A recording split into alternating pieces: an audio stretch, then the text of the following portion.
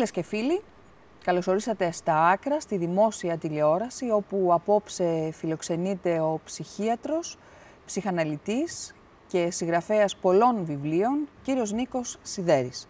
Καλώς ορίσατε. Γιατρέ μου, χαίρομαι πάρα πολύ που είστε απόψε εδώ, με εξαιρετικές σπουδές, μεταπτυχιακές σπουδές στο Παρίσι, στην ψυχιατρική, στην ιστορία, στην νευρογλωσσολογία, στην νευροψυχολογία. Διδάσκεται και στο Εθνικό Μετσόβιο Πολυτεχνείο στη Σχολή των Αρχιτεκτόνων, Αρχιτεκτονική και Ψυχανάλυση. Αλλά εμείς θα μιλήσουμε σήμερα κυρίως για τα παιδιά και θα ξεκινήσω από το βιβλίο σας, το οποίο είναι και best seller, παρακαλώ.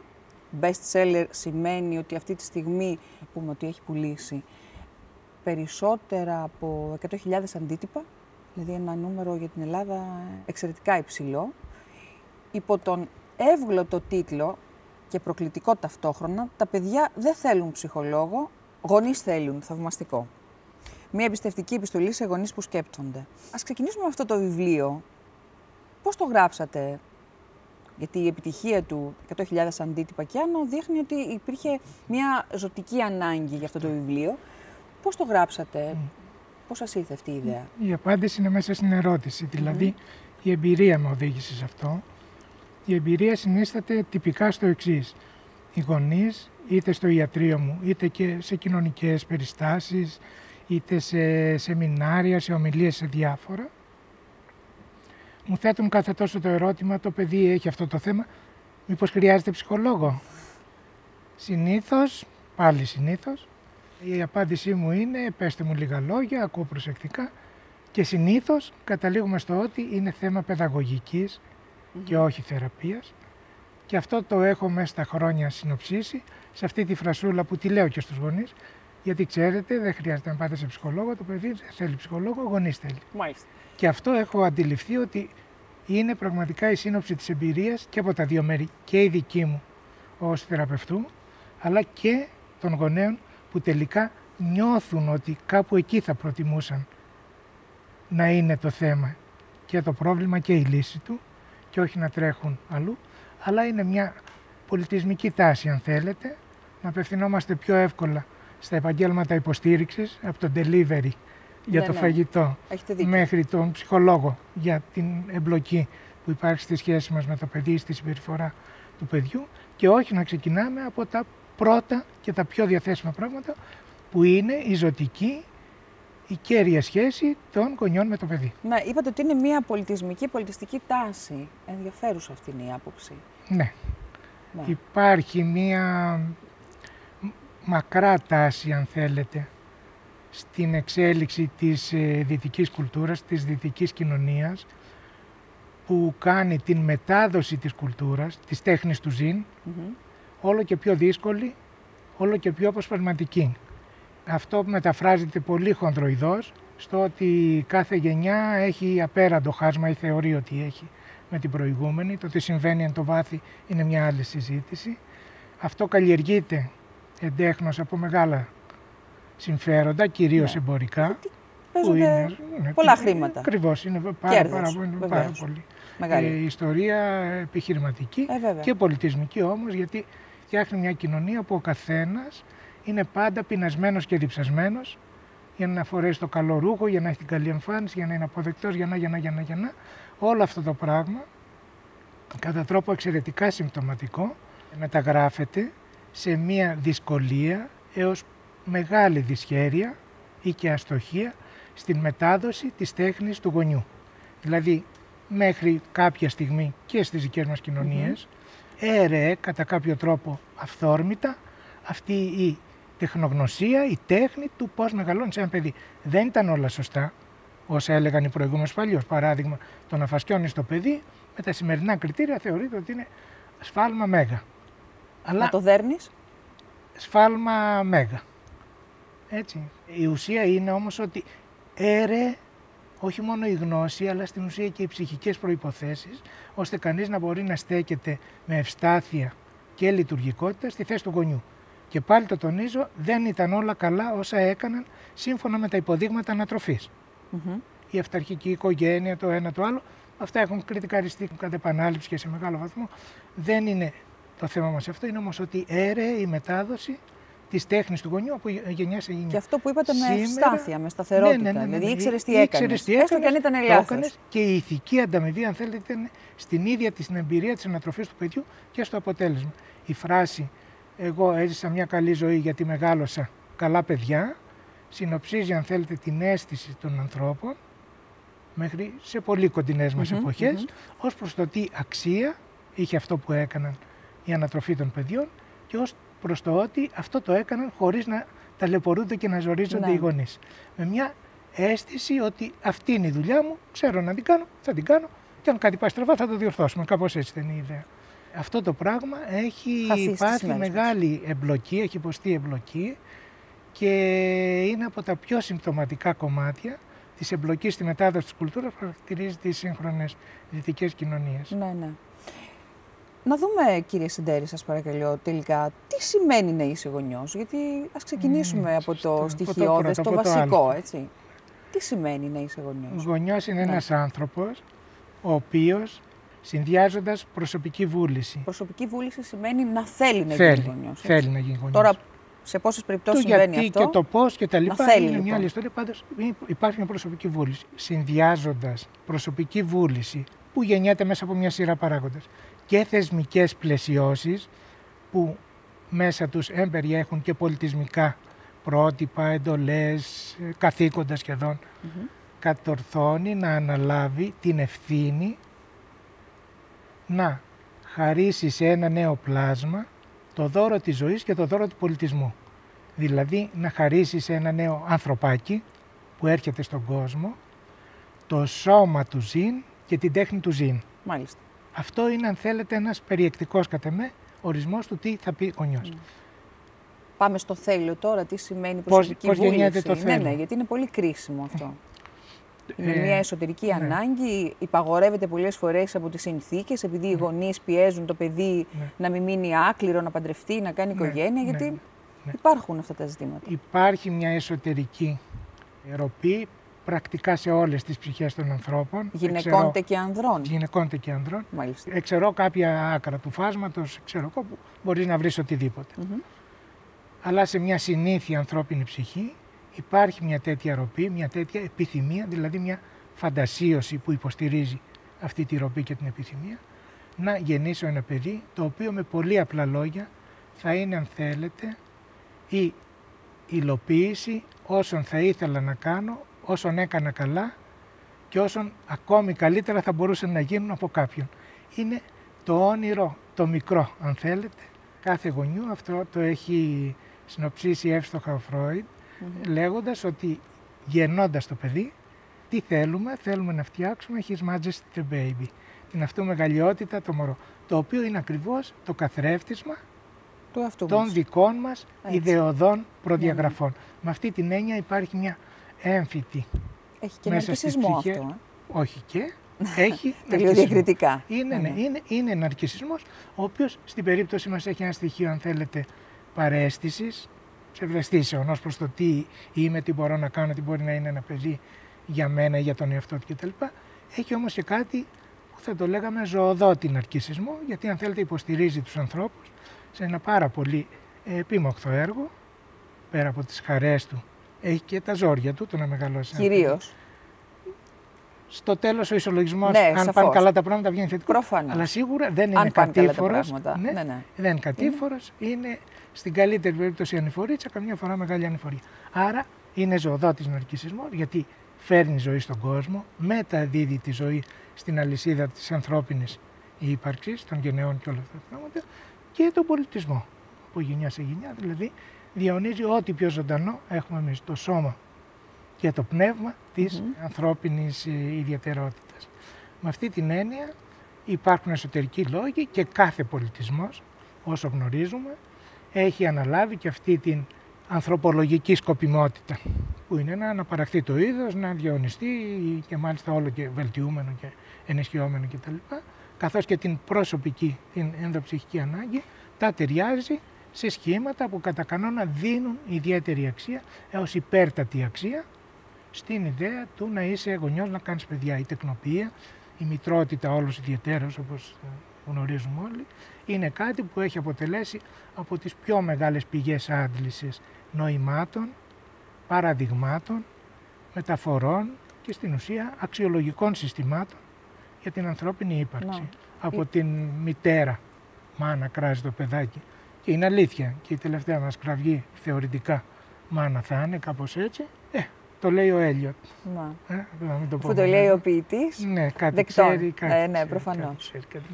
Ξέρετε, είσαι στα δύσκολα, είσαι στην ερημιά και πέφτεις και γκρεμίζεσαι και εκείνη την ώρα, αχ μανούλα μου, θα πεις. Όχι Θεέ μου. Όχι. Όχι Θεέ μου. Όχι, το Θεό τον επικαλείς όταν κάνεις προσπάθεια.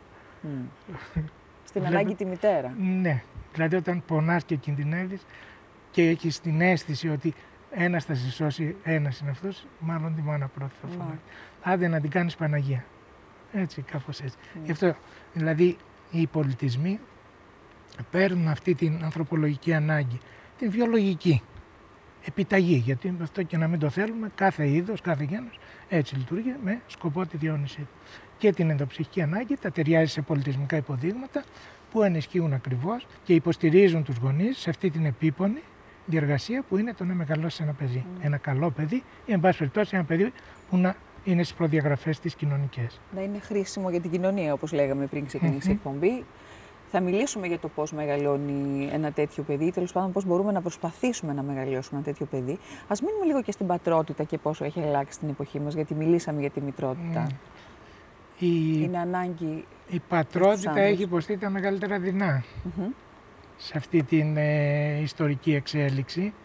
Δηλαδή εδώ και πάρα πολλά χρόνια έχει κηρυχθεί, ας το πούμε κλινικώς, νεκρή από διαφόρους μεταφορικά μιλώντας, όχι πάντα χωρίς υπόβαθρο σε αυτή την κουβέντα. Η αλήθεια είναι ότι αυτό που ξέραμε ως πατρότητα, την πιο απτή ενσάρκωση του αντικειμένου της μητρικής επιθυμίας. Μέσα σε μια κοινωνία λίγος πολύ επιτρεπτική και ελευθεριακή δεν είναι και πάντα προφανές. Δεύτερον, αυτός που ήταν ο φορέας του νόμου και ο λόγος του ήταν ο νόμος επειδή ήταν ο νόμος. Έτσι, όλο και πιο πολύ τίθεται σε αμφισβήτηση. Δεν είναι αυτονόητο ότι ο πατέρας μεταφέρει με το λόγο του αυτό που πρέπει να γίνει. Μπορώ να σας πω ότι πιο συχνά οι μητέρες ξέρουν τι να πούν ή τι να κάνουν, έστω και όχι πάντα σωστά. Οι πατεράδες έχουν πολύ πιο μεγάλη απορία και αμηχανία ως προς το πώς να τοποθετηθούν μέσα στη σύγχρονη οικογενειακή λειτουργία. Να. Δεν έχει αλλάξει το πρότυπο όμως του πατέρα σε σχέση με το παρελθόν, που ήταν ένας πατέρας εκφοβιστικός, απόμακρος. Τώρα οι νέοι άντρες δεν είναι πιο κοντά στα παιδιά τους. Ναι, είναι. Αυτό καμιά φορά μπορώ να σας πω πολύ πιο συχνά από όσο θα ήταν αποδεκτό. Διολυσθένει σε μια σύγχυση ανάμεσα στο είμαι πατέρας και είμαι φίλος. Για πείτε μας γι' αυτό. Αυτό το πράγμα είναι κάτι που, αν θέλετε, και κοινωνικά αρκετά συχνά ευλογείται. Και το λένε με καμάρι. Οι γονείς, εμείς με τα παιδιά μας, εγώ με τα παιδιά μου είμαι φίλος ή φίλοι. Το λέγεται και από τις μητέρες. Είναι λάθος αυτό. Είναι λάθος. Πρώτον, είναι ψέμα. Δηλαδή δεν αντιστοιχεί στην πραγματικότητα. Φίλος είναι μια σχέση συμμετρική. Ναι. Όσο είσαι φίλος μου, τόσο είμαι φίλος σου. Θα πει, μου εμπιστεύεσαι τα πάντα, μου ανοίγεις την καρδιά σου, μπορώ να σου εμπιστευτώ κι εγώ τα πάντα, σου ανοίγω την καρδιά μου. Φανταστείτε τώρα μια φιλία μεταξύ πατέρα και παιδιού. Ναι. Είναι μια ασύμμετρη πραγματικότητα. Είναι μια ασύμμετρη σχέση αυτό το πράγμα. Δηλαδή είναι αδιανόητο ένας πατέρας ή μια μητέρα να πάει να πει στο παιδί τα οικονομικά του βάσανα. Το πνίγει με κάτι που δεν μπορεί να το διαχειριστεί το μυαλό ενός παιδιού. Του προβλήματα. Θα έρθουμε και σε αυτά αμέσως. Δηλαδή, φαντάσου να πει ότι ξέρεις, παιδί μου, με τον μπαμπά αντιστοίχως με τη μαμά δεν τα πάνε πολύ καλά. Εντάξει, δεν λέω κι εγώ, έχω βρει κάπου και πορεύω, αλλά έχω και από εκεί δυσκολίες. Τι λες κι εσύ? Δηλαδή, αυτό είναι μια κουβέντα που είναι αδιανόητο να υποθεί μεταξύ γονιού και παιδιού. Συνεπώς, δεν μπορεί να είναι φίλοι, γιατί το κατεξοχήν πεδίο όπου μπορούν να αναπτυχθούν τέτοιου είδους εμπιστευτικές και μύχιες κουβέντες είναι το πεδίο της φιλίας. Φιλία, λοιπόν, είναι μια συμμετρική σχέση, γονιός-παιδί είναι μια ασύμμετρη σχέση, δεν τα χωράει όσα χωράει μια φιλία. Μπορεί να υπάρχει φιλική ατμόσφαιρα, φιλικά αισθήματα, φιλικό κλίμα. Προφανώς. Ναι. Έτσι, να μην είσαι απόμακρος, να μην είσαι ξένος, να μην είσαι ψυχρός. Να μπορεί να σε εμπιστεύεται το παιδί. Να είσαι ένας ζεστός, στοργικός γονιός. Αυτό αυτομάτως αντιστοιχεί με ό,τι στο πλαίσιο μιας γονεϊκής σχέσης θα το λέγαμε φιλία. Και θέλω να τονίσω ότι είναι λάθος όχι μόνο γιατί είναι πραγματολογικά ανακριβές, αλλά είναι και πραγματολογικά επιβλαβές. Εξηγήστε αν εσύ, ο μεγάλος, θέλεις φίλους, να πας να βρεις κάποιους με τους οποίους θα μπορείς να μοιραστείς εμπειρίες, θέματα, έγνοιες, ανησυχίες, αναφορές κτλ. Των μεγάλων, σαν αυτά που είπαμε, καθώς και για τα Σπρέντ, τη Μέρκελ κτλ. Έτσι. Αν όμως εμπλέξεις το παιδί σε μια τέτοια ιστορία, να είναι το παιδί ο φίλος σου, γιατί εσύ δυσκολεύεσαι, δεν ξέρω για ποιο λόγο, να κάνεις αλλού έξω από την οικογένεια φίλους, τότε τι κινδυνεύει να συμβεί? Εσύ δεν θα κάνεις φίλους, ακόμη πιο πιθανό θα είναι αυτό. Το δε παιδί το μπλοκάρεις, το εγκλωβίζεις μέσα στην οικογένεια. Φυσικά. Ενώ η ιδέα της ανατροφής ενός παιδιού είναι να του δώσεις, όπως πολύ σωστά έχει υποθεί, ρίζες και φτερά. Έτσι είναι. Δηλαδή να μπορεί να φύγει. Το τόξος και είναι το βέλιος. Να βρει τους φίλους του εκεί που υπάρχουν φίλοι. Δηλαδή στην παρέα, στο σχολείο, στο μπάσκετ, στο χορό, δεν ξέρω πού θα τα βρει, αλλά το να εγκλωβίζεις το παιδί εν ονόματι της φιλίας μέσα στην οικογένεια, στην ουσία το καταδικάζεις να έχει δυσκολίες, για να μην πω κάτι πιο βαρύ, χειραφετήσεως. Εν γέννη.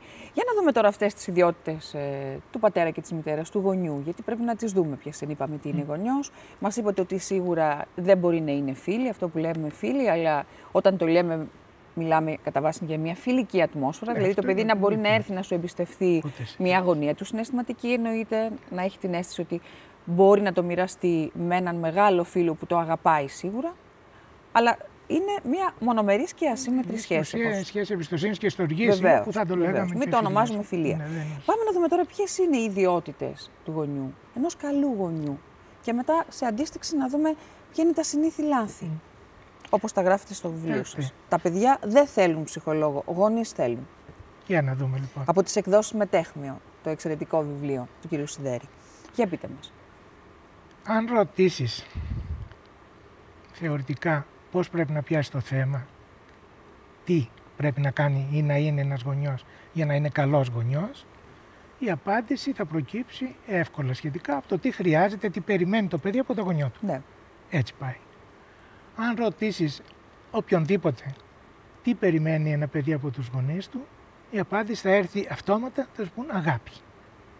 Είναι πάρα πολύ σωστή η απάντηση, όμως θέλει κάποια εξειδίκευση. Δηλαδή θέλει να γίνει μια διάκριση ως προς το ιδιαίτερο είδος αγάπης που απαιτείται στη σχέση γονιού-παιδιού.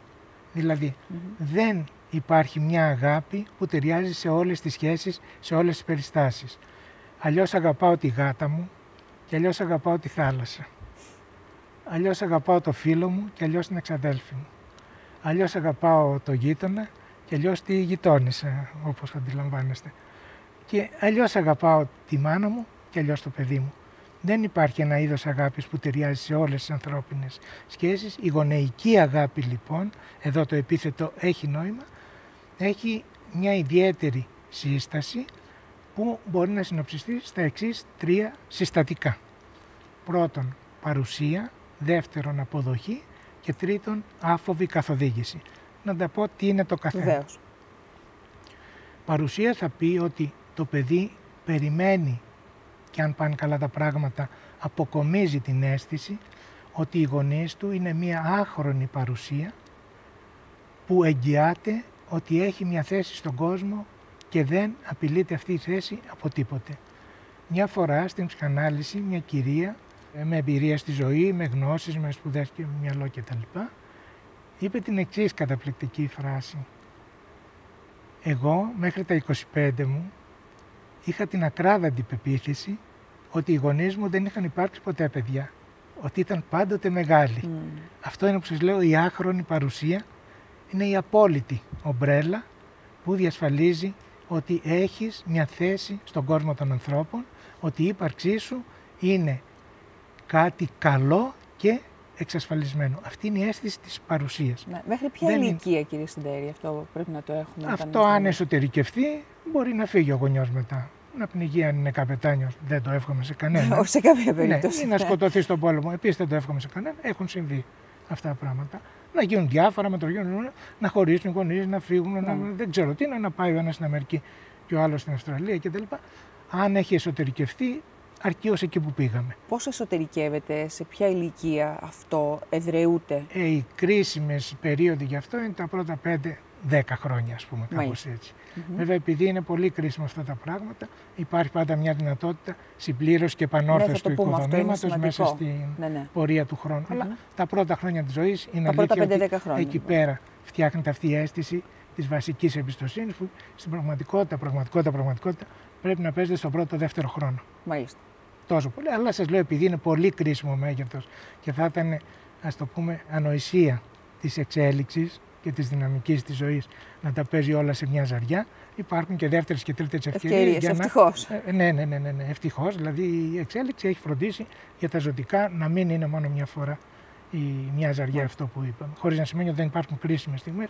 Μπορεί να γίνει τρομερή ζημιά και μετά να θέλει, ας πούμε, πολύ προσπάθεια με όχι και τέλεια αποτελέσματα ενδεχομένως. Αυτό εκφράζεται μορφή παθολογίας, παράδειγμα. Ναι. Λοιπόν, το πρώτο λοιπόν είναι η παρουσία, που είναι αυτό μια άχρονη παρουσία που σκεπάζει το παιδί, του εξασφαλίζει την υπαρξιακή βεβαιότητα της εν κόσμο παρουσίας του.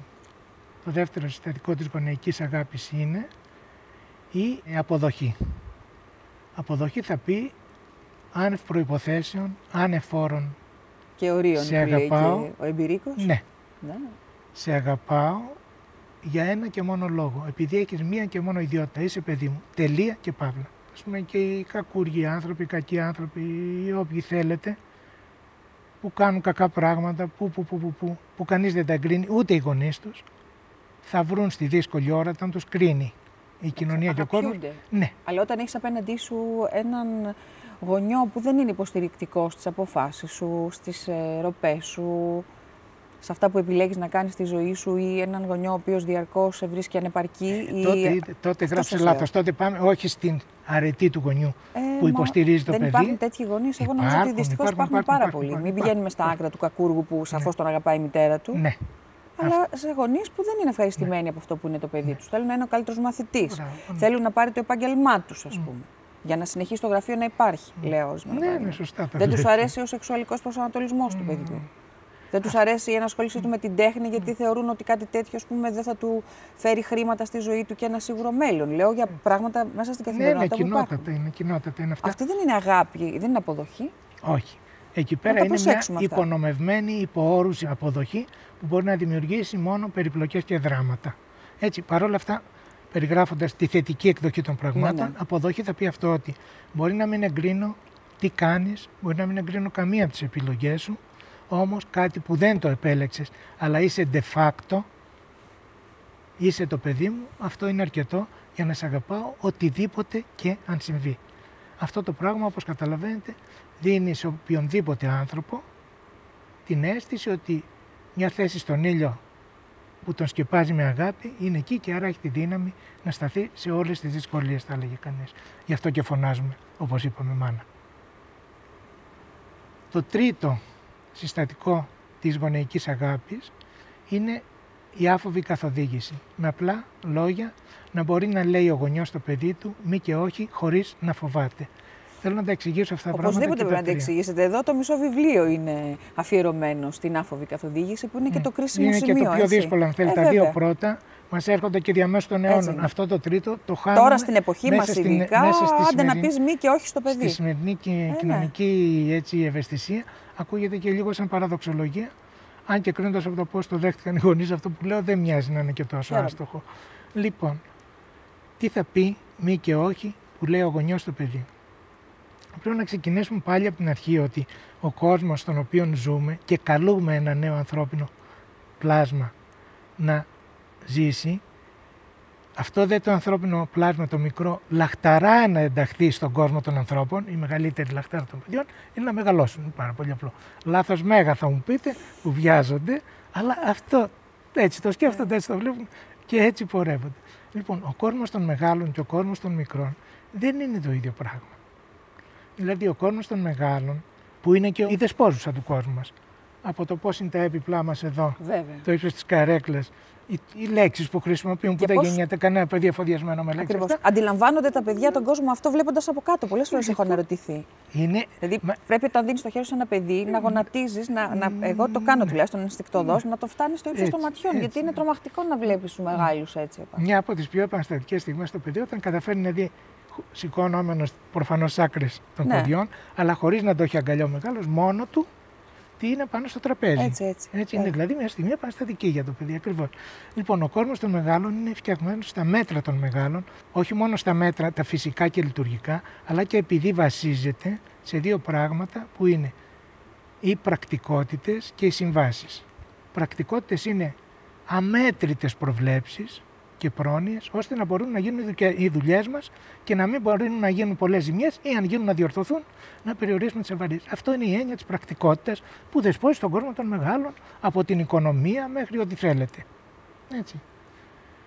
Το δεύτερο συστατικό είναι οι συμβάσεις. Δηλαδή, ο κόσμος των μεγάλων λειτουργεί θεμελιωμένος πάνω στη συμβάση. Η πρώτη σύμβαση είναι καλή ώρα, αυτή που μας συνδέει εμάς τους δύο αυτή τη στιγμή. Δηλαδή, οι λέξεις. Το παιδί δεν γεννιέται έχοντας τις λέξεις, θα του δοθούν οι λέξεις για να μπορέσει να χρησιμοποιήσει αυτό το αποφασιστικό εργαλείο προκειμένου να λειτουργήσει και αυτό σαν κοινωνικός εταίρος. Και αυτό μέσα από κόπο, μέσα από χρόνο, μέσα από διορθώσεις που κάνουν οι γονείς. Λέει ο Κωστάκης, θα μου πάρετε μία μπανάνα. Όχι πάλετε Κωστάκη, πάρετε. Ναι, θα μου πάρετε μία μπανάνα. Όχι πάλετε, θα μου πάρετε. Θα μου πάρετε μία μπανάνα. Μπράβο Κωστάκη. Εκείνη τη στιγμή λοιπόν βλέπουμε πως ο κόσμος των μεγάλων και ο κόσμος των μικρών στη βάση τους είναι διαφορετική. Το παιδί δεν ξεκινάει έχοντας στη διάθεσή του τις πρακτικότητες και τις συμβάσεις σαν πρώτη του έγνοια και αναφορά. Η έγνοια και αναφορά του παιδιού είναι. Πρέπει διαρκώς να διορθώνουμε πάντως. Δηλαδή τις στιγμές εκείνες, έτσι όπως το είπατε, γι' αυτό λέω. Δηλαδή η στιγμή της συναντήσεως των δύο. Με χαμόγελο, με χάδι κτλ. Η στιγμή της συναντήσεως των δύο κόσμων είναι κρίσιμη για το παιδί. Βεβαίως. Αλλά το παιδί λοιπόν ζει στο δικό του κόσμο εν τέλει, που θεμελιώνεται στο παιχνίδι και στη φαντασία. Δηλαδή, ό,τι και αν δώσει το παιδί, δεν θα το δει από την πρακτική του πλευρά. Αν του δώσεις αυτό το στυλό που έχετε εδώ πέρα και του πεις πάρε, χωρίς άλλη διευκρίνηση. Το θεωρώ άκρος απίθανο ότι το παιδί θα πάρει το στυλό και θα πάει να ψάξει να βρει χαρτί για να αρχίσει να γράφει γράμματα. Το πιο πιθανό είναι ότι θα αρχίσει να παίζει. Έτσι. Θα το βάλει εδώ, θα πει, το έχω δει, λέει είμαι ελέφαντας. Θα το βάλει εδώ, θα πει είμαι κουνελάκι. Θα το κάνει έτσι, είμαι σκυλάκι ή κατσικούλα. Το έχω ακούσει και τα δύο. Δηλαδή βλέπετε ότι αυτό που στον κόσμο των μεγάλων έχει μια αυτονόητη πρακτικότητα και υπηρετεί τις πρακτικότητες και τις συμβάσεις, στον κόσμο του παιδιού αφομοιώνεται αμέσως. Αφομοιώνεται αμέσως από τη φαντασία που το μετατρέπει σε ένα μέσον, σε μια ευκαιρία για παιχνίδι και περισσότερη φαντασία. Αυτό το οποίο είναι τρομακτικό και στα δυσάρεστα βέβαια, έτσι. Δηλαδή το παιδί να βάζει τη φαντασία του για να συμπληρώνει κενά. Ναι. Αυτό κάποια στιγμή πρέπει να το πούμε. Οπωσδήποτε δηλαδή, θα το πούμε. Το σημειώνω για μεγάλη ανάγκη σε αυτό. Προσοχή, ναι, βέβαια. Λοιπόν, όπως βλέπουμε λοιπόν, όταν το παιδί ξεκινάει οτιδήποτε, μέχρι μια αρκετά προχωρημένη ηλικία, η πρώτη του, έστω και ασυναίσθητη έγνοια και ο οδηγός σε αυτό που θέλει και αναλαμβάνει ή προτείνει, ξεκινάει ή σου ζητάει, ποιο είναι η φαντασία και το παιχνίδι. Αυτό δεν ταιριάζει όλες τις ώρες. Δηλαδή, πρέπει να μάθεις το παιδί τις οδηγίες χρήσης του κόσμου, όπου δεσπόζει η λογική του κόσμου των μεγάλων. Σέβεσαι τον κόσμο των παιδιών, αλλά τα ετοιμάζεις να φτάσουν εκεί που θέλουν να φτάσουν, στον κόσμο των μεγάλων. Και όπου θα φτάσουν και μοιραία, καθώς μεγαλώνουν. Με τα μη και τα όχι, λοιπόν. Αυτό γίνεται λοιπόν όπως όταν θέλει να μάθει το παιδί κιθάρα. Ο δάσκαλος στη δασκάλα του δεν θα του λέει μπράβο ή δεν θα του λέει τίποτε ό,τι και αν παίζει. Αν κάνει φάλτσο, αν κρατάει λάθος, αν μπορεί να κρατήσει καλύτερα, αν μπορεί να παίξει με καλύτερη αίσθηση του τέμπο, της ευαισθησίας, της χρειάς κτλ. Θα του δείξει όχι έτσι, αλλιώς, όχι έτσι, αλλιώς. Μη έτσι, όχι έτσι, αλλιώς. Αυτή η φρασούλα είναι ένα ζωτικό στοιχείο της σχέσης των μεγάλων. Είναι το εισιτήριο του παιδιού για το μέλλον. Είναι η εκμάθηση των οδηγιών χρήσης του κόσμου εκείνου του κόσμου που λαχταρά το παιδί να φτάσει και στον οποίο μοιραία θα φτάσει. Συνεπώς, αν δεν διορθώνεις τα φάλτσα, τις αστοχίες, τους κακούς χειρισμούς, τις πράξεις που μπορεί να έχουν ακριβώς συνέπειες αρνητικές στον άλλον, μην χτυπάς ένα παιδάκι, δεν χτυπάμε, ή να έχουν αρνητικές, να πας και χτυπάς ένα μεγαλύτερο πατάκι και σε κάνει τουλούμι στο ξύλο, ας πούμε, κάπως έτσι.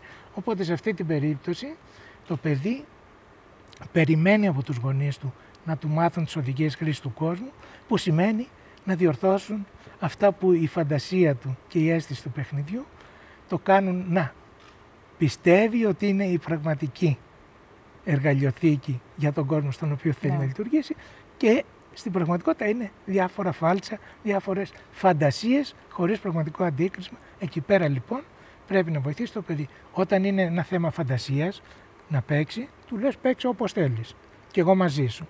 Αν όμως μπαίνει στην περιοχή του κόσμου των μεγάλων, της πρακτικότητας και της σύμβασης, που είναι τα εργαλεία και οι λέξεις είναι στην πραγματικότητα τα μεγαλύτερα από τα πράγματα, οι συμβάσεις και οι πρακτικότητες. Εκεί το παιδί χρειάζεται από τον μεγάλο μέσα σε μια ευγενική, καλοπροαίρετη, στοργική ατμόσφαιρα να του πει όχι έτσι χρυσό μου, όχι έτσι πουλάκι μου, έλα να σου δείξω. Ναι. Το είπαμε αλλιώς. Όχι βρε παιδί μου, μα το είπαμε αλλιώς. Ξέρω αυτό.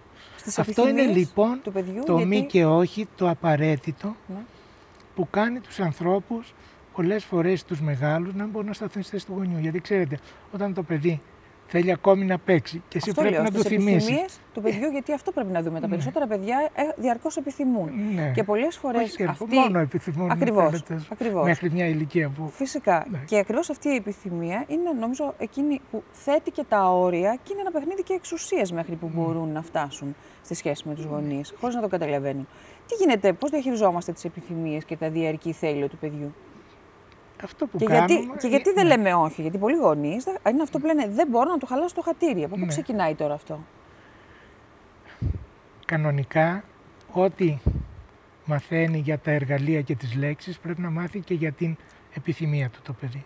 Δηλαδή και οι επιθυμίες, τη στιγμή που δεν μένουν στον χώρο της εσωτερικής ψυχικής ζωής, της φαντασίας, μόνο σου εκεί πέρα ή σε ένα χώρο παιγνιώδη, όπου μπορείς να παίζεις την επιθυμία σου, αλλά θες να τη μεταφράσεις σε έμπρακτη κατάσταση. Είτε να αποκτήσεις κάτι, είτε να φτιάξεις κάτι, είτε να κάνεις κάτι, είτε πολύ περισσότερο να βάλεις τον άλλον σε μια σχέση μαζί σου. Να παίξει μαζί σου, να σε αγαπήσει, να. Εκεί πέρα λοιπόν και πάλι το παιδί χρειάζεται να εξοπλιστεί με τις οδηγίες χρήσης της επιθυμίας του. Αυτό με πολύ απλά λόγια λέει ότι μάθε να μεταφράζεις τις επιθυμίες σου σε κάτι που ταιριάζει στον κόσμο των ανθρώπων, πώς? Σύμφωνα με τους κανόνες του παιχνιδιού, μέσα στο οποίο εντάσσεται η ορισμένη επιθυμία. Αν είναι το παιχνίδι η μπάλα, μην την πιάνεις με τα χέρια, είσαι φάουλ. Αν είναι το παιχνίδι το μπάσκετ, μην κλωτσές με τα πόδια, είσαι φάουλ. Στα 5 φάουλ είσαι έξω παρεμπιπτόντως. Δηλαδή τόσο απλά είναι τα πράγματα και στην πραγματικότητα τόσο απλά είναι και τα παραδείγματα μέσα από τα οποία μπορούν να διδαχθούν οι γονείς που λένε ότι δεν πρέπει να του χαλάσω το χατήρι.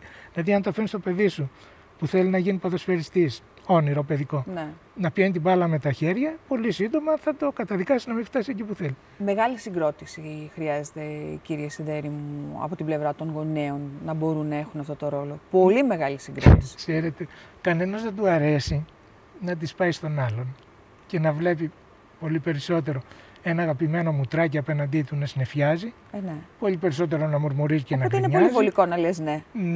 Ναι, να λέει, ξέρεις, σου λέει δεν με αγαπάς, ή το κορυφαίο, ας πούμε, το τελειωτικό χτύπημα, δεν σε αγαπάω. Κανείς δεν τα θέλει αυτά. Όλοι προτιμάμε ένα μουτράκι που χαμογελάω στα αυτιά, καλέ μου μαμά, καλέ μου μπαμπάκα κτλ. Όμως αυτό που σας είπα είναι σαν ο προπονητής να αφήνει τους παίχτες του, να τους ετοιμάζει να κατέβουν στο γήπεδο για ποδόσφαιρο και να πιάνουν την μπάλα με τα χέρια. Τους καταδικάζει σε γελιοποίηση εν τέλει. Δηλαδή, λοιπόν, οι γονείς είναι καλό και σοφό για αυτούς να καταλάβουν ότι υπηρετούν την επιθυμία του παιδιού τους εάν του μάθουν πώς στον πραγματικό κόσμο παίζεται το παιχνίδι της συγκεκριμένης επιθυμίας. Η ερωτική επιθυμία είναι μια λογή, η συντροφική μια άλλη, μια φιλική, μια φιλική, ή το παιχνίδι, οτιδήποτε. Όλα τα πράγματα έχουν ένα κανόνα του παιχνιδιού, έχουν ένα πρωτόκολλο. Στο πούμε κάπως έτσι. Αν δεν το σέβεσαι, σας είπα φάουλ, ή αστοχείς. Αργά ή γρήγορα θα βρεθείς. Θα αποβληθείς. Ναι, δεν σε θέλουν οι άλλοι αφού δεν παίζεις το παιχνίδι. Έτσι είναι. Θέλω να ρωτήσω αυτό που αφήσαμε λίγο στην αρχή. Υπάρχει ένα τέτοιο ερώτημα μέσα από μια κυρία στο βιβλίο σας. Και πώς να γίνουμε τώρα γονείς? Δηλαδή έχουν γίνει λάθη. Διορθώνονται αυτά τα γονεϊκά σφάλματα. Και πώς, ως πότε? Δηλαδή υπάρχουν κάποια που προκαλούν μια ανίκη στο βλάβη. Από ποια ηλικία και μετά? Δηλαδή τώρα οι φίλες και οι φίλοι που μας ακούν λένε «Ωχ, κάτι δεν έχω κάνει σωστά». Ναι, θα το κάνουμε τώρα, αλλά πώς? Μπορούμε να προλάβουμε? Πώς θα το κάνουμε τώρα? Κοιτάξτε, η εμπειρία και η θεωρία παρεπτόντως λέει το εξής απλό πράγμα, ότι η οικογένεια δεν είναι ένα σακί που μέσα του υπάρχουν άνθρωποι και πράγματα και λέξεις και εικόνες κτλ. Είναι ένα πολύ συντεταγμένο σύστημα, όπως λέμε, ένα σύνολο ανθρώπων, πραγμάτων, αναφορών, παραστάσεων κλπ. Που διέπεται από συγκεκριμένους κανόνες και λειτουργεί με βάση μια αόρατη μεν αλλά ισχυρότατη παρτιτούρα. Οι φορείς, οι θεματοφύλακες, οι ρυθμιστές και αυτοί που μεριμνούν για την καλή εφαρμογή αυτής της αυτονόητης σε κάθε οικογένεια παρτιτούρας είναι οι γονείς. Το παιδί θα παίξει με την παρτιτούρα των γονιών του. Αυτή είναι, αν θέλετε, η πεμπτουσία του πράγματος. Αν οι γονείς, έστω και αργά, στα 5, στα 10, στα 15, στα 20, μετά αρχίζουμε και γινόμαστε μια άλλη περιοχή των θεμάτων και των πραγμάτων, αλλά μέχρι μια στιγμή. Μετά αναλαμβάνουν οι ψυχολόγοι, μετά δεν ξέρω τι αναλαμβάνει, θα το κουβεντιάζουμε όμως, θα άξιζε να το δούμε. Βεβαίως θα το δούμε. Πάντως μέχρι μια στιγμή το παιδί είναι τόσο συνδεδεμένο με τους γονείς του, δηλαδή λειτουργεί με πολύ μεγάλη ανάγκη της συμπαρουσίας και συλλειτουργίας των γονιών του, ώστε αν οι γονείς δίνουν τον τόνο και χορεύουν το χορό αυτόν, το παιδί αργά ή γρήγορα θα ακολουθήσει και θέλοντας και εξ ανάγκης. Το εξ ανάγκης προκύπτει με ένα πάρα πολύ απλό τρόπο, που είναι ότι επειδή ακριβώς πάρα πολλά πράγματα, πάρε με ο τούτο, κάνε μου εκείνο, πήγαινε με εκεί, εξαρτώνται απολύτως από τους γονείς, αν δεν μάθει να το ζητάει και να το κερδίζει με τον τρόπο που είναι συμβατός με την λογική, δηλαδή την παρτιτούρα που ακολουθούν οι γονείς, τότε προφανώς δεν θα ικανοποιηθεί, οπότε αργά ή γρήγορα με δοκιμή και αποτυχία ακολουθεί την παρτιτούρα αυτή. Λοιπόν, αν δεν έχει γίνει μέχρι μια στιγμή αυτό που θα ήταν ιδεωδώς το καλύτερο για τη συγκεκριμένη οικογένεια και οι γονείς αντιληφθούν ότι μπορούμε να το κάνουμε αλλιώς και καλύτερα, αυτό που είστε τώρα, στα 10, ναι. Τότε το αν οι γονείς αποφασίσουν να λειτουργήσουν αλλιώς, παράδειγμα με αυτά που είπαμε εμείς τα 3 πραγματάκια, παρουσία, αποδοχή, άφοβη καθοδήγηση, τότε η εμπειρία λέει ότι 9 φορές στις 10 με μια αλλαγή της παιδαγωγικής θα αλλάξει και ο τρόπος λειτουργίας του παιδιού. Λέω 9 φορές στα 10 γιατί μπορεί να, εδώ είναι η ανίκη στο σβλάβι που λέτε, κάποια πράγματα, κάποια τραύματα ή κάποια ερείπια ή χύμα καταστάσεις που είναι μέσα στην ψυχή του παιδιού μπορεί να έχουν αποκτήσει μια αυτόνομη πια ύπαρξη και να είναι πολύ δύσκολο με παιδαγωγικό τρόπο να τα μετατρέψει σε κάτι άλλο. Τότε χρειάζεται θεραπεία. Αλλά 9 φορές στις 10, αυτό λένε και οι στατιστικές αν θέλετε. Να ξέρετε ότι περίπου το 11% των παιδιών στις δυτικές κοινωνίες που έχουν αξιόπιστες στατιστικές χρειάζεται ψυχιατρική φροντίδα. Τα υπόλοιπα 90%, τα 9 στα 10 που λέω, είναι δηλαδή πολύ ρεαλιστικός ο αριθμός, δεν χρειάζονται, χρειάζονται κατά κανόνα σημειακές παρεμβάσεις παιδαγωγικού χαρακτήρα από τους γονείς, τους δασκάλους κτλ. Αυτό είναι μια μεγάλη παρήγορη βάση για να ξεκινήσουμε. Είναι παρήγορη βάση, αλλά το θέμα είναι ότι έχουμε πάρα πολλές μονογονεϊκές οικογένειες πια στην εποχή μας. Οπότε νομίζω ότι δυσκολεύουν πολύ τα πράγματα, γιατί συνήθως οι μονογονεϊκές οικογένειες, αν μη τι άλλο στην Ελλάδα, αυτή η εικόνα που έχω εγώ είναι ότι δεν είναι και ιδανικές. Δηλαδή, πολλές φορές τα παιδιά γίνονται μάρτυρες ενός πολέμου, ο οποίος σοβεί μεταξύ του ζευγαριού. Ναι, εκεί πέρα χάσαμε όλοι. Πάρα πολλές φίλες και φίλοι βρίσκονται σε αυτή την κατάσταση. Τότε είναι μια αστοχία για όλους, δηλαδή είναι ένα παιχνίδι που θα χάσουν όλοι. Οι δύο μεγάλοι, γιατί θα στερηθούν το λιγότερο, την ηθική, την τεράστια ηθική ικανοποίηση, το ότι μεγάλωσε ένα καλό παιδί, το οποίο, πώς να το πω, είναι άξιο νεστή αυτό το πράγμα. Είναι πολύ μεγάλη στιγμή σε έναν άνθρωπο να πει, ξέρεις, μπορεί να μην έκανα και πολλά, αλλά μεγάλωσα καλά παιδιά. Να το στερηθείς με αυτά που κάνεις είναι μια πολύ πολύ ατυχής επιλογή.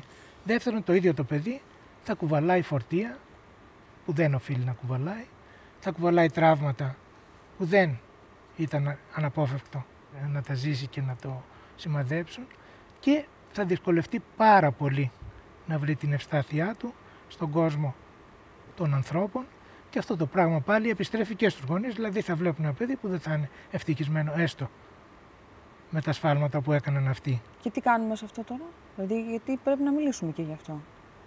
Φαντάζομαι ότι είναι αρκετά δύσκολο από την πλευρά των γονέων να αλλάξουν συμπεριφορά, να συνειδητοποιήσουν ότι ό,τι τους χώρισε, αυτούς τους χώρισε, αλλά το παιδί αυτή τη στιγμή είναι μια άλλη πραγματικότητα. Πολλές φορές χρησιμοποιείτε το παιδί. Δηλαδή, τι θα λέγατε? Αυτό θα σας πω, ότι αν είναι δύσκολο, τότε πρέπει με το δύσκολο τρόπο και με κόπο πολύ να μάθουν οι γονείς ότι το παιδί δεν είναι εργαλείο για τις μεταξύ τους ιστορίες. Αυτό είναι μια τόσο απλή κουβέντα, αλλά ως εκεί πρέπει να φτάνει. Δηλαδή, να απευθυνθούν σε κάποιον ειδικό, θα το συνιστούσατε σε αυτές τις περιπτώσεις? Στη μάνα του, στην πεθερά του, στην γιαγιά του, στη γειτόνισσα που εμπιστεύονται, σε οποιονδήποτε θέλουν, σε έναν ειδικό αν δεν βρίσκουν άλλον. Αλλά να ξέρουν ότι δεν επιτρέπεται επουδενή το παιδί να γίνεται μουσκεμα, επειδή εμείς οι μεγάλοι παίζουμε, ας το πούμε, πόλεμο με τα νεροπίστολα. Ναι. Αυτό το πράγμα.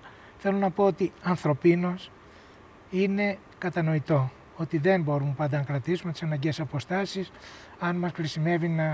Διαφορές στην ανατροφή, γιατί και αυτό είναι ένα κρίσιμο γι' αυτό, αν μας χρησιμεύει για να επιβεβαιώσουμε τη δική μας αυταρέσκεια, ορθότητα, ό,τι θέλεις πες, πάντως το δικό μας ναρκισσισμό εν τέλει.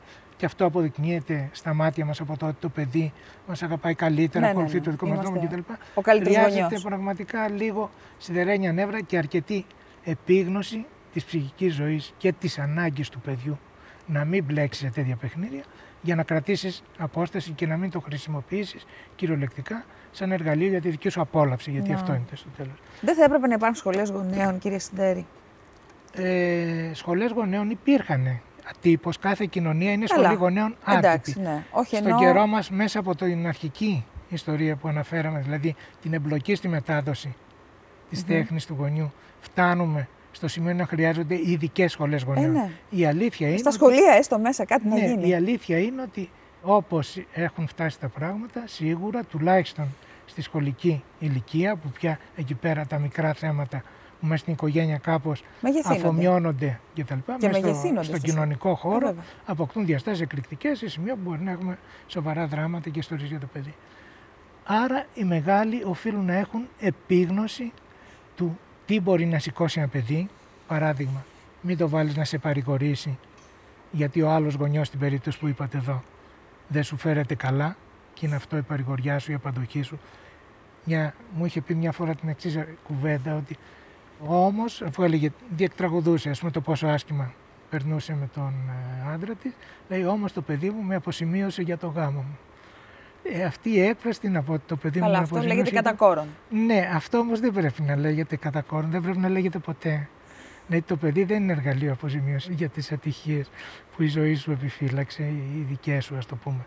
Επιλογές δεν τα κατάφερες να βγουν όπως το περίμενες. Ναι. Το παιδί είναι μια αυτοτελής ύπαρξη και κανονικά πρέπει να το θεωρούμε από όταν είναι ακόμη μέσα στην κοιλιά της μητέρας, δηλαδή όταν είναι ακόμη αντικείμενο της φαντασίας μας.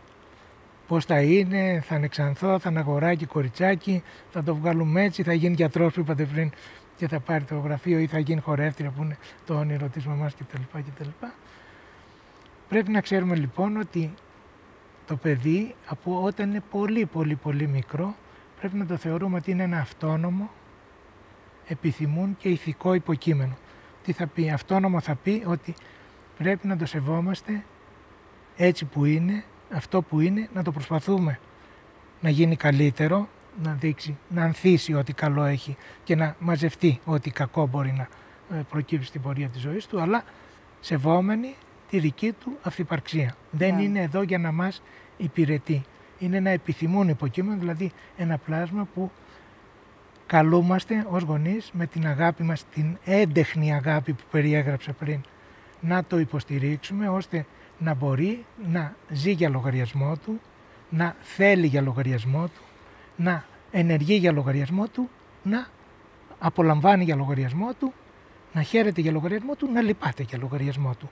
Όχι για δικό μας λογαριασμό. Αυτό είναι το αυτόνομο και επιθυμούν. Και είναι και ηθικό υποκείμενο με την έννοια ότι είναι σε θέση, παρά το ότι δεν γεννιέται με μια ήδη φυτεμένη μέσα στο μυαλό του ηθική.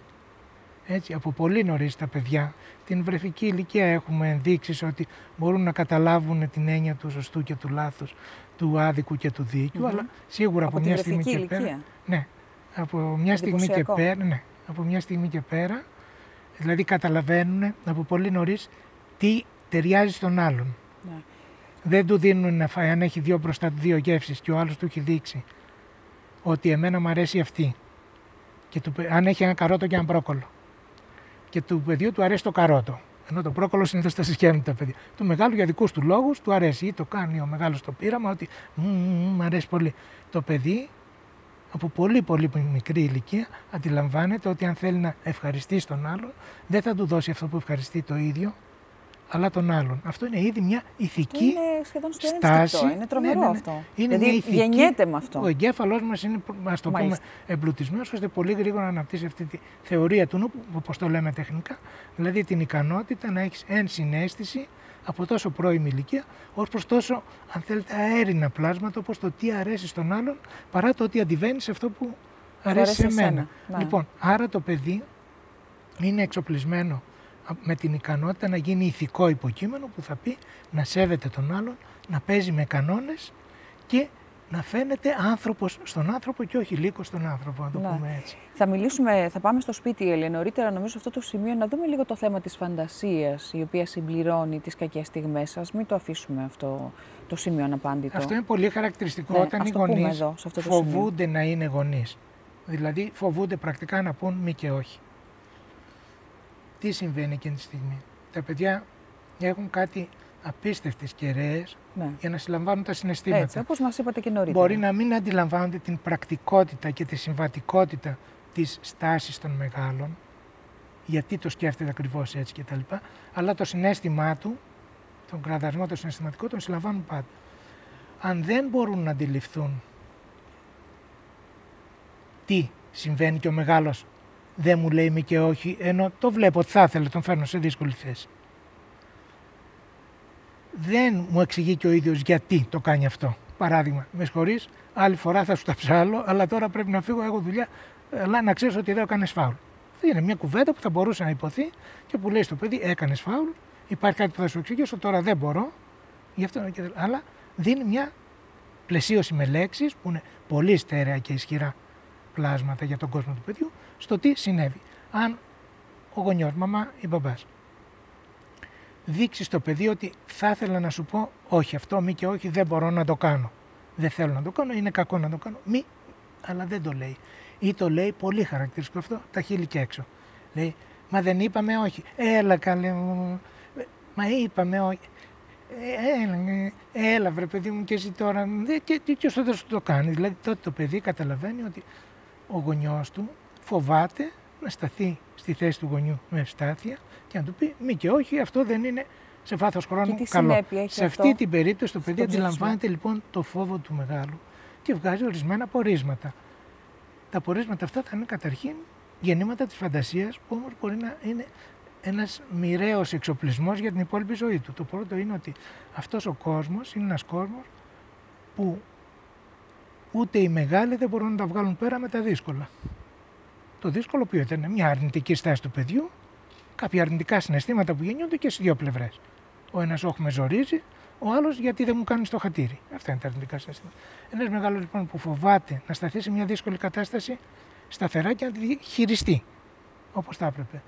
Που φοβάται και είναι ανήμπορος να διαχειριστεί, να κουμαντάρει επικοδομητικά, όχι κατασταλτικά, αρνητικά συναισθήματα, αυτός δίνει μαθήματα ζωής στο παιδί του ότι δεν μπορούμε να τα βγάλουμε πέρα στα δύσκολα, δεν μπορούμε να διαχειριστούμε αρνητικά συναισθήματα. Ξέρετε πόσοι άνθρωποι έχουν χάσει τη ζωή τους, και το εννοώ απολύτως. Ξέρετε πόσοι άνθρωποι έχουν χάσει τη ζωή τους επειδή δεν μπορούσαν να πούν όχι στον άλλον. Δηλαδή δεν είχαν μάθει από τους γονείς τους, δεν είχαν λάβει αυτό το μάθημα ότι κάποιες φορές η σωστή απάντηση και για μένα και για τον άλλον είναι το όχι. Και για να μην δυσαρεστήσουν ή για να τους έχουν όλους ευχαριστημένους, χάνουν τη ζωή τους. Το οποίο είναι βαριά κουβέντα, το εννοώ απολύτως. Αλωτριώνονται, γίνονται ένα άλλο πλάσμα από αυτό που οι ίδιοι είναι, γιατί δεν έλαβαν από τους γονείς τους στην κατάσταση του μου που θέλει το παιδί και ο άλλος δεν στάθηκε να πει μη και όχι χωρίς φόβο, έλαβαν το μήνυμα ότι ο φόβος μεταφράζεται σε μια ανημπόρια να τα βγάλεις πέρα με τα δύσκολα. Μάλιστα. Το κρατάμε. Και μετά σας λέω χάνεις τη ζωή σου. Μη και όχι, λοιπόν, αναφανδόν μέσα στο σπίτι. Πάμε λοιπόν τώρα μέσα στο σπίτι. Μας μιλήσατε νωρίτερα για την ασύμμετρη πραγματικότητα του σπιτιού. Θα ήθελα λίγο να την αναλύσετε. Και επίσης να δούμε πώς τα παιχνίδια εξουσίας που προφανώς παίζονται μέσα σε αυτήν την ασύμμετρη πραγματικότητα μπορούν να γίνουν παιχνίδια με κανόνες. Δηλαδή και πώς ο γονιός μπορεί να εμπνεύσει σεβασμό στο παιδί. Γιατί ακούω πολλούς γονείς να διαμαρτύρονται, ειδικά κατά την περίοδο της εφηβείας των παιδιών. Εσείς ακούτε πολύ περισσότερα, έχετε γράψει και σχετικό βιβλίο εξάλλου. Έτσι, και όχι μόνο ένα. Τι γίνεται? Κοιτάξτε, η οικογένεια είναι ένα σύστημα, όπως είπαμε, δηλαδή ένα συντεταγμένο όλο, που λειτουργεί με κάποια λογική, έστω και αφανή. Και μέσα σε αυτό τον κόσμο της οικογένειας υπάρχουν διάφοροι άνθρωποι που όμως δεν είναι ο ένας αντίγραφο του άλλου, δεν είναι το ίδιο πράγμα πολλές φορές. Ο καθένας έχει και κάποιες διαφορετικές ιδιότητες. Ας πούμε, το να είσαι γονιός συνοδεύεται από κάποιες βιολογικές ιδιότητες, για παράδειγμα να είσαι σε θέση να υποστηρίξεις τη γονεϊκότητα είτε με το βιολογικό τρόπο, αν και υπάρχουν και άλλες μέθοδοι, αλλά στην κοινή ας πούμε, εμπειρία υπάρχει ανάγκη να μπορείς βιολογικά να ανταποκριθείς σε αυτό, στην τεκνοποιία δηλαδή, και μετά υπάρχει η ανάγκη να μπορείς να υποστηρίξεις πρακτικά τη ζωή της οικογένειας, οικονομικά, αλλάζοντας λάμπες, βγάζοντας το σκυλάκι. Αυτά πρακτικότητες όπου χωρίς αυτά γίνονται όλα χάλια μέσα στο σπίτι. Λοιπόν, και μετά και να μπορείς και διανοητικά, ηθικά να μπορείς να σταθείς μέσα εκεί, που σημαίνει να έχεις μια γνώση, μια επίγνωση, έναν τρόπο, μια λεκτική επάρκεια, μια συναισθηματική παρουσία που είπαμε πει κτλ. Αυτά είναι μια σειρά ιδιότητες που πάνε μαζί με το ότι είσαι πατέρας ή μάνα. Το παιδί δεν είναι υποχρεωμένο να ξέρει να αλλάζει λάμπες, ούτε να βιδώνει βίδες. Το λέω και γελάτε πολύ, καλά κάνετε, αλλά αυτό τα λέει όλα. Ναι.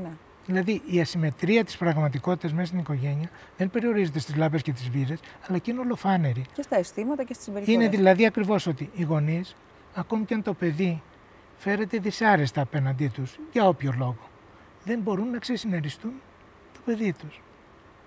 Να του πούνε φύγε από εδώ, είσαι παλιόπαιδο. Μέχρι πολύ βαριές κουβέντες που λένε φταίω εγώ που σε έκανα, ξέρω εγώ. Δηλαδή έχουν ακουστεί όλα σε αυτή την περίεργη ζωή που ζούμε. Γι' αυτό σας λέω, εκεί πέρα δεν μπορεί να ξεσυναισθείς το παιδί. Είναι παιδί, λειτουργεί σαν παιδί. Κανονικά, αν είσαι κοντά στο παιδί σου, και θα πούμε πώς είσαι κοντά στο παιδί σου, έχεις και μια ιδέα αμέσως σχεδόν γιατί κάνει έτσι. Λοιπόν, άρα υπάρχουν ασύμμετρες ιδιότητες που χαρακτηρίζουν το κάθε μέλος.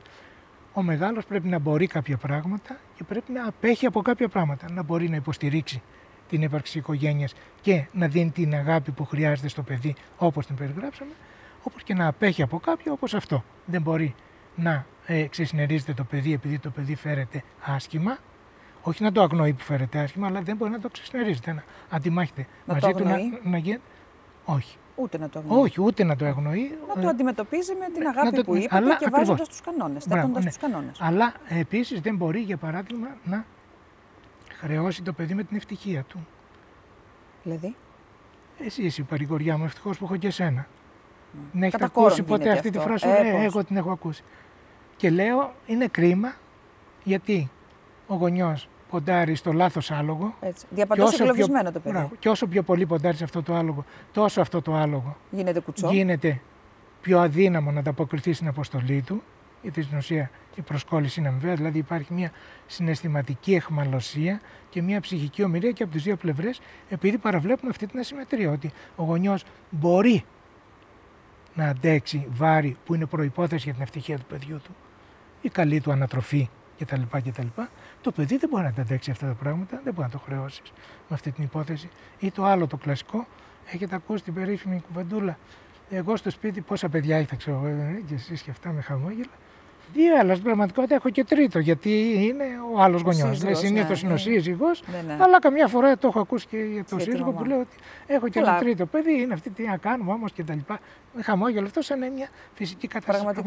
Αυτό είναι μια άρνηση ακριβώς της ασυμμετρίας που χαρακτηρίζει τη δομή της οικογένειας, δηλαδή το ότι τα μέλη της έχουν ιδιότητες ασύμμετρες και μάλιστα αυτό να το τονίσω, οι οποίες στα ουσιώδη τους είναι αδιαπραγμάτευτες. Δηλαδή δεν αποφασίζεις αν θα είσαι μπαμπάς ή μαμά όποτε θέλεις, όσο θέλεις. Ναι, κατά τις περιστάσεις κτλ. Δευτέρα, Παρασκευή με Τρίτη, Πέμπτη, Σάββατο δεν είμαι την Κυριακή είναι αργία, κάνουμε ό,τι θέλουμε. Δεν πάει έτσι. Είσαι και τελείωσε. Δηλαδή από εκεί δεν βγαίνεις ούτε όταν πεθάνεις. Είναι ο χαρακτήρας του ανεπίστρεπτου, κατεξοχήν. Είναι μη διαπραγματεύσιμο, είναι πια δομικός. Γι' αυτό πρέπει να το σκεφτόμαστε πάρα πολύ πριν το αποφασίσουμε. Ναι. Ή τουλάχιστον να αγαπάμε πολύ τους ανθρώπους, ώστε και αν δεν το σκεφτούμε πολύ, να μπορούμε μετά να ενδιαφερθούμε για το παιδί μας, να δούμε τι μπορούμε να κάνουμε γι' αυτό και αν κάτι δεν μπορούμε να κάνουμε, να ρωτήσουμε πώς γίνεται σωστά. Είναι και αυτό μια μορφή αγάπης του γονιού. Είναι ότι η βοήθεια δηλαδή που δεν είναι ανάγκη να τα ξέρεις όλα. Όχι, φυσικά. Έτσι και όπως ξέρετε, το δεύτερο παιδί μεγαλώνει από μόνο του, γιατί έχουμε μάθει στο κασίδι το κεφάλι, που είναι το πρώτο, ας πούμε. Δεν είναι κακό. Αν γίνεται με αγάπη, σας λέω, θα ρωτήσεις, θα δεις, θα σου πούνε κτλ. Και βέβαια, αν το δεύτερο μεγαλώνει μόνο του, το τρίτο το μεγαλώνει τα δύο προηγούμενα, γιατρέ μου, έτσι. Λοιπόν, για να δούμε τώρα μέσα σε αυτόν τον ασύμετρο κόσμο, αυτή την ασύμετρη πραγματικότητα του σπιτιού, όπως την περιγράψατε εξαιρετικά, πώς γίνεται να μην υπάρχουν παιχνίδια εξουσίες, αλλά παιχνίδια με κανόνες? Έχετε αφιερώσει ένα ολόκληρο κεφάλαιο στο βιβλίο σας. Τα παιδιά δεν θέλουν ψυχολόγο, γονείς θέλουν, από τις εκδόσεις Μετέχμιο. Για να δούμε. Τι γίνεται, πώς μαθαίνουμε τα παιδιά με κανόνες, παιχνίδια με κανόνες μες στο σπίτι και όχι παιχνίδια εξουσίας?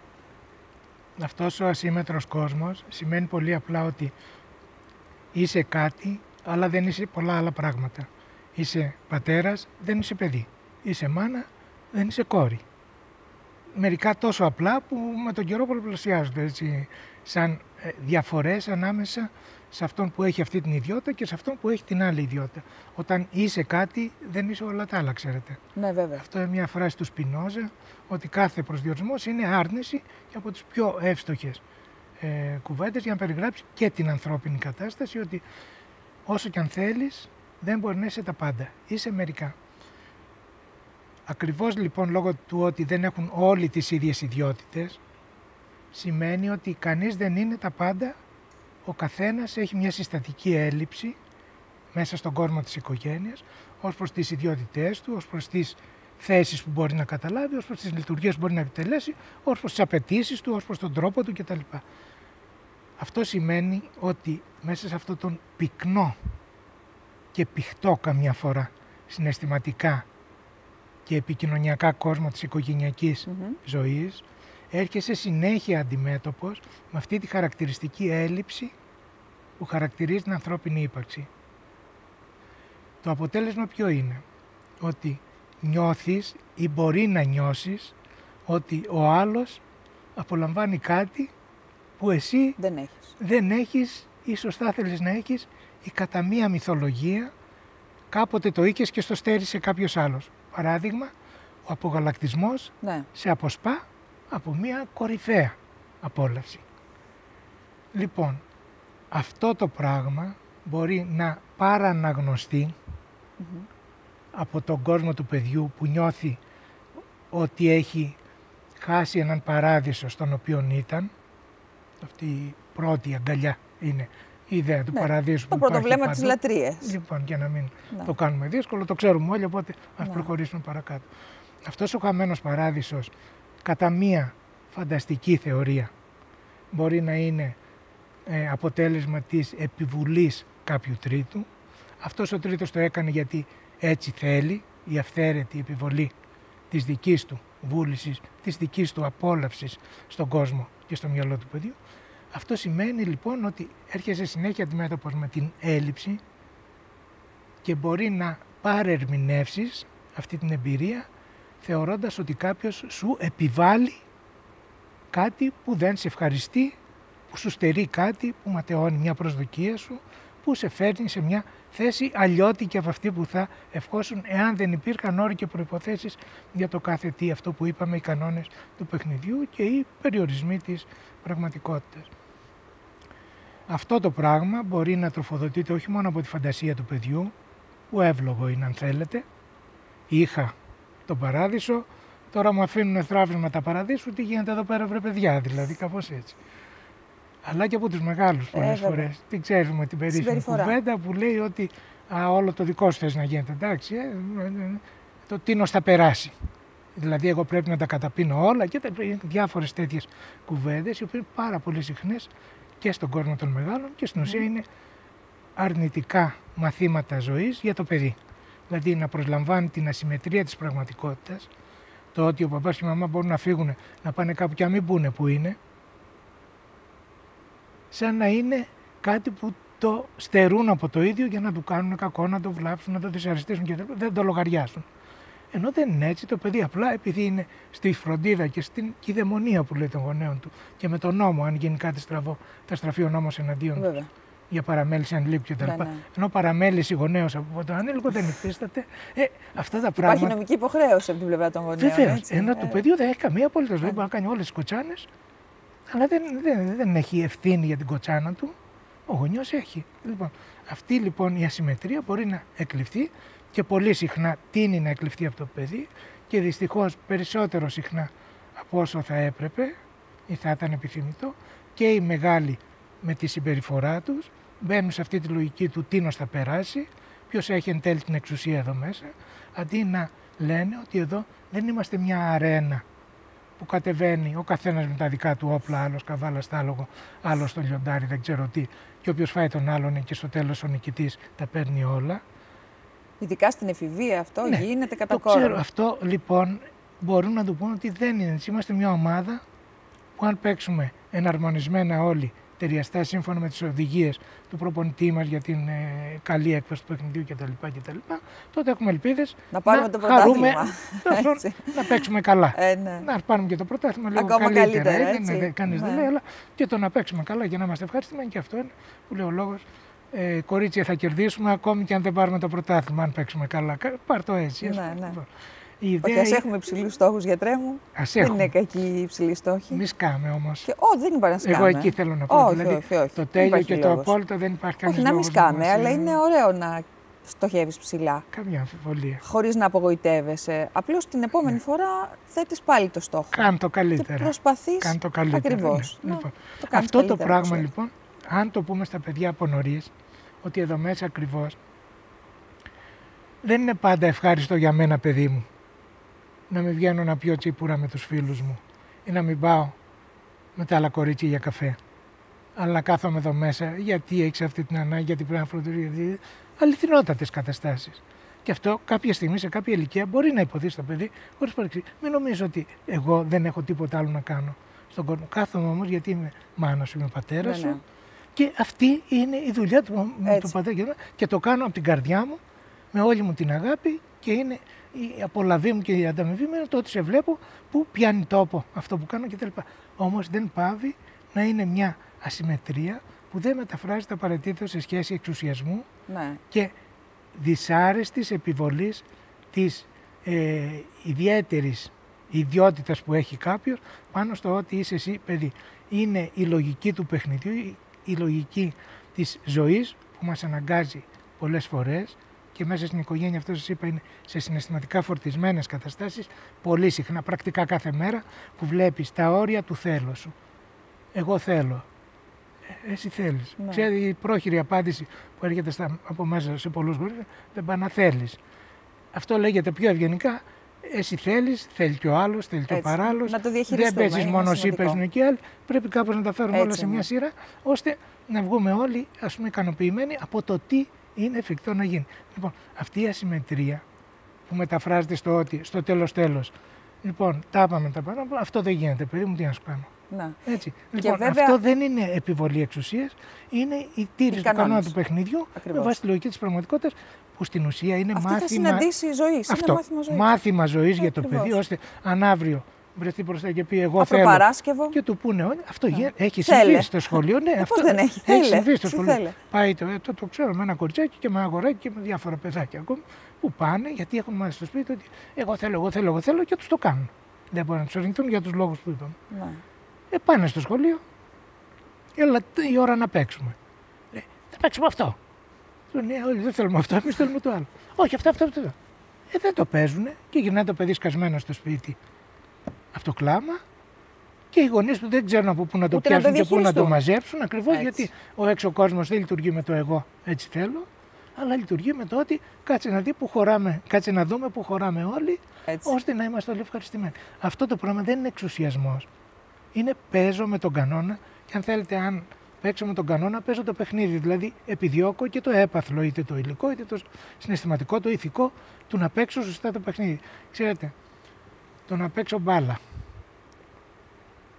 και να νικήσω, επειδή έχω πάρει το δίκανο από το σπίτι και το βγάζω και λέω όποιος δεν κουμπίσει την μπάλα, θα σε αφήσουν όλοι, δεν χαζοί, να κερδίσει το μάτς. Προφανώς, όπως καταλαβαίνεις αυτό, στα αποδυτήρια. Ναι, στα αποδυτήρια. Όρια που θα γελάνε όλοι από εκεί και πέρα μέσα. Καλά, ο χαζός έτσι κατάλαβε ότι είναι το ποδόσφαιρο. Δηλαδή, οι κανόνες είναι απαραίτητοι. Είναι απόλυτα παραδείγματα για τα παιδιά. Όσα έχουν σχέση με τον αθλητισμό, έχουν αυτομάτως σχέση με την έννοια του κανόνα του παιχνιδιού, της τέχνης του παιχνιδιού. Έτσι. Αν επιδιώκεις να νικήσεις, πρέπει να το κάνεις έτσι. Όχι φάλτσα, όχι άστοχα. Και με το ότι υπάρχει έννοια του φάουλ. Ότι είναι αυτό που κάνεις ζωής, στην ουσία, αν θέλει παράδειγμα για να μιλήσει ο γονιός του στο παιδί, από μια ηλικία και πέρα είναι όλα εξοικειωμένα με τον αθλητισμό, μπορεί να βρει τα πάντα. Και πρέπει να εξοικειώνονται τα παιδιά, είναι μεγάλο σχολείο. Για χίλιους λόγους, πείτε το, αυτό είναι σημαντικό. Γιατί είναι σχολείο ζωής, γιατί σε μαθαίνει αυτό. Να παίζεις με κανόνες, να παίζεις έντεχνα, και όχι εγώ θέλω να νικήσω και παρεξηγέμαι αν δεν. Είδατε στους Ολυμπιακούς που ο δεύτερος στο τζούντο, σε κάποια κατηγορία, δεν θυμάμαι τι, έκανε μούτρα, δεν χαιρέταγε και αυτός είχε κανονίσει, είχε απονείμει στον εαυτό του από το σπίτι του, στο χωριό του που ερχόταν το παιδί από μια χώρα. Το πρώτο. Ναι, ας πούμε, που ήταν, ας το πούμε, χωρίς τεράστια αθλητική παρουσία και ήταν το καμάρι της χώρας του, αναμφισβήτητα, αλλά είχε απονείμει μόνος του στον εαυτό του χρυσό μετάλλιο και μετά κόντεψε να τους πλακώσει όλους τις βρυσίες και στο ξύλο, ας πούμε, επειδή δεν πήρε το χρυσό μετάλλιο. Αυτό το πράγμα είναι πολύ δυσάρεστο να φτάσει το παιδί σου σε μια τέτοια κατάσταση λόγω της αυταπάτης, ότι μπορεί να παίζει χωρίς κανόνες. Και να αποτυγχάνει καθημερινά. Προφανώς. Δεν παίζεις μόνον εσύ, υπάρχουν και άλλοι. Ήθος και τέχνη της ανθρώπινης σχέσης, πάλι από τις εκδόσεις Μετέχμιο, είναι ένα άλλο βιβλίο του κυρίου Σιδέρη. Έχω κάνει εδώ προθήκη βιβλιοθήκη, το τραπέζι της εκπομπής. Εμείς μένουμε στα παιδιά, δεν θέλουν ψυχολόγο, γονείς θέλουν, γιατί νομίζω ότι πρέπει να το εξαντλήσουμε το θέμα και θα τα ξαναπούμε ούτως ή άλλως για ζητήματα σοβαρά, όπως είναι το bullying και πώς το αντιμετωπίζουμε, αλλά και η κρίση. Θα κάνουμε τώρα μια μικρή διακοπή για διαφημίσεις, λέει ο σκηνοθέτης μας, κύριος Χρήστος Φασόης, και επιστροφή αμέσως στα άκρα.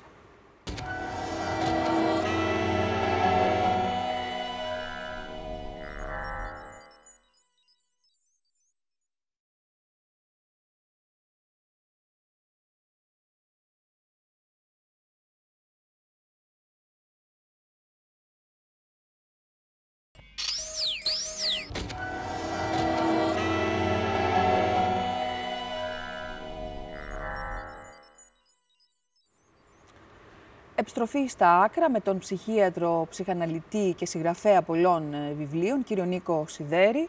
Να ολοκληρώσουμε το θέμα του βιβλίου «Τα παιδιά δεν θέλουν ψυχολόγο, γονείς θέλουν». Ένα best seller από τις εκδόσεις Μετέχμιο. Έχει πουλήσει αυτή τη στιγμή πάνω από 100.000 αντίτυπα. Και θέλω να σας ρωτήσω το εξής. Ένα ζήτημα το οποίο τίθεται, το συζητήσαμε λίγο στο πρώτο μέρος της εκπομπής, είναι το θέμα του σεβασμού. Γράφεται μέσα και για τις συμβολικές ιδιότητες που πρέπει να ισχύουν μέσα στην οικογένεια. Και πολλές φορές ακούς ανθρώπους που ακόμα και τα μικρά παιδιά, τα παιδιά τους μπορεί να είναι στο δημοτικό, είτε αντιδρούν, τους κλωτσάνε, τους τυπάνε, αλλά ακόμα και στην εφηβεία τους αμφισβητούν και μάλιστα με προσβλητικό τρόπο και μπροστά σε φίλους. Τον αμφισβητούν δεν πειράζει, ο τρόπος είναι που κάνει τη διαφορά. Ο τρόπος είναι, φυσικά. Μα γράφεται ότι οι έφηβοι πρέπει να αμφισβητούν και πρέπει όχι μόνο να αμφισβητούν, να λένε στους γονείς, να αισθάνονται ότι οι γονείς δεν τους καταλαβαίνουν. Γράφεται ότι άλλωστε τυπικά ο έφηβος έχει ανάγκη να αισθάνεται ότι σε κάποια σημεία οι γονείς του δεν τον καταλαβαίνουν, προκειμένου να επιβεβαιώσει την αυτονόμησή του και την υποκειμενική του αυτοτέλεια. Έτσι. Δηλαδή, να μπορέσει να αντιπαρατεθεί. Να έχει το ζωτικό του χώρο. Ακριβώς. Μέσα από την αντιδιαστολή με τον άλλο. Ακριβώς. Να δούμε τώρα όμως πώς επιτυγχάνεται αυτό, δηλαδή ο σεβασμός. Γιατί λέμε ότι ο σεβασμός, όπως και όλα τα αισθήματα, εμπνέεται. Μόνο. Όχι. Έτσι. Για να δούμε. Δηλαδή, το λέτε αυτό, ότι δεν εμπνέεται. Ναι, κοιτάξτε. Μόνο.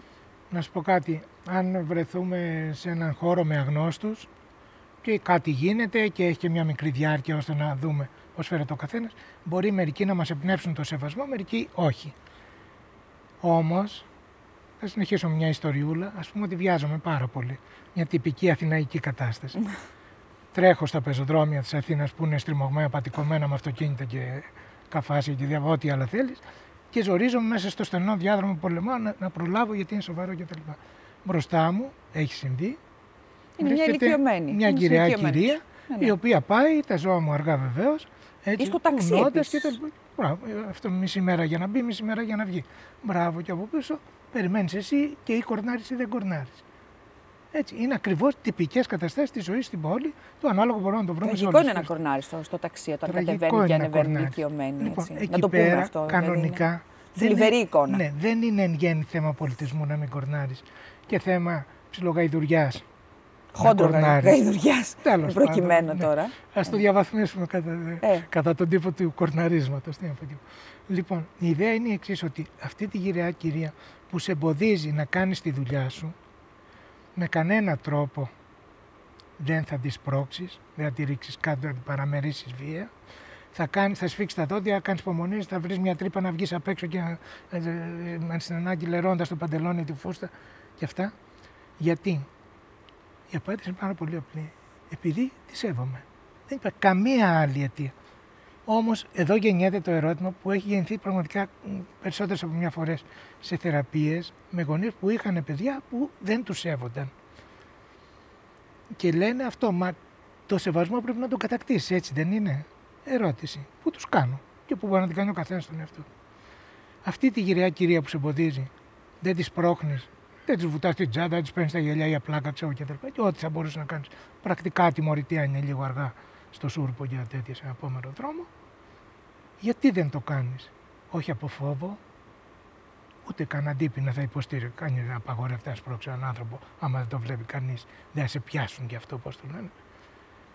Το κάνεις επειδή σέβεσαι τα άσπρα της μαλλιά ή τα χρόνια της. Αυτή είναι, αν θέλετε, η κουβέντα που συνήθως λέγεται.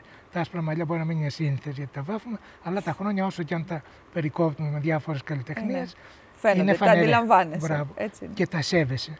Λοιπόν, εκείνη τη στιγμή δεν σέβεσαι τον άλλον για τίποτε άλλο, για κανέναν άλλο λόγο, παρά επειδή έχει μία ιδιότητα.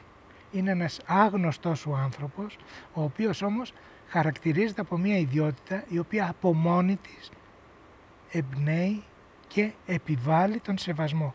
Και αυτό, να έρθουμε στο κερδίζεται ο σεβασμός, κατακτάται κτλ.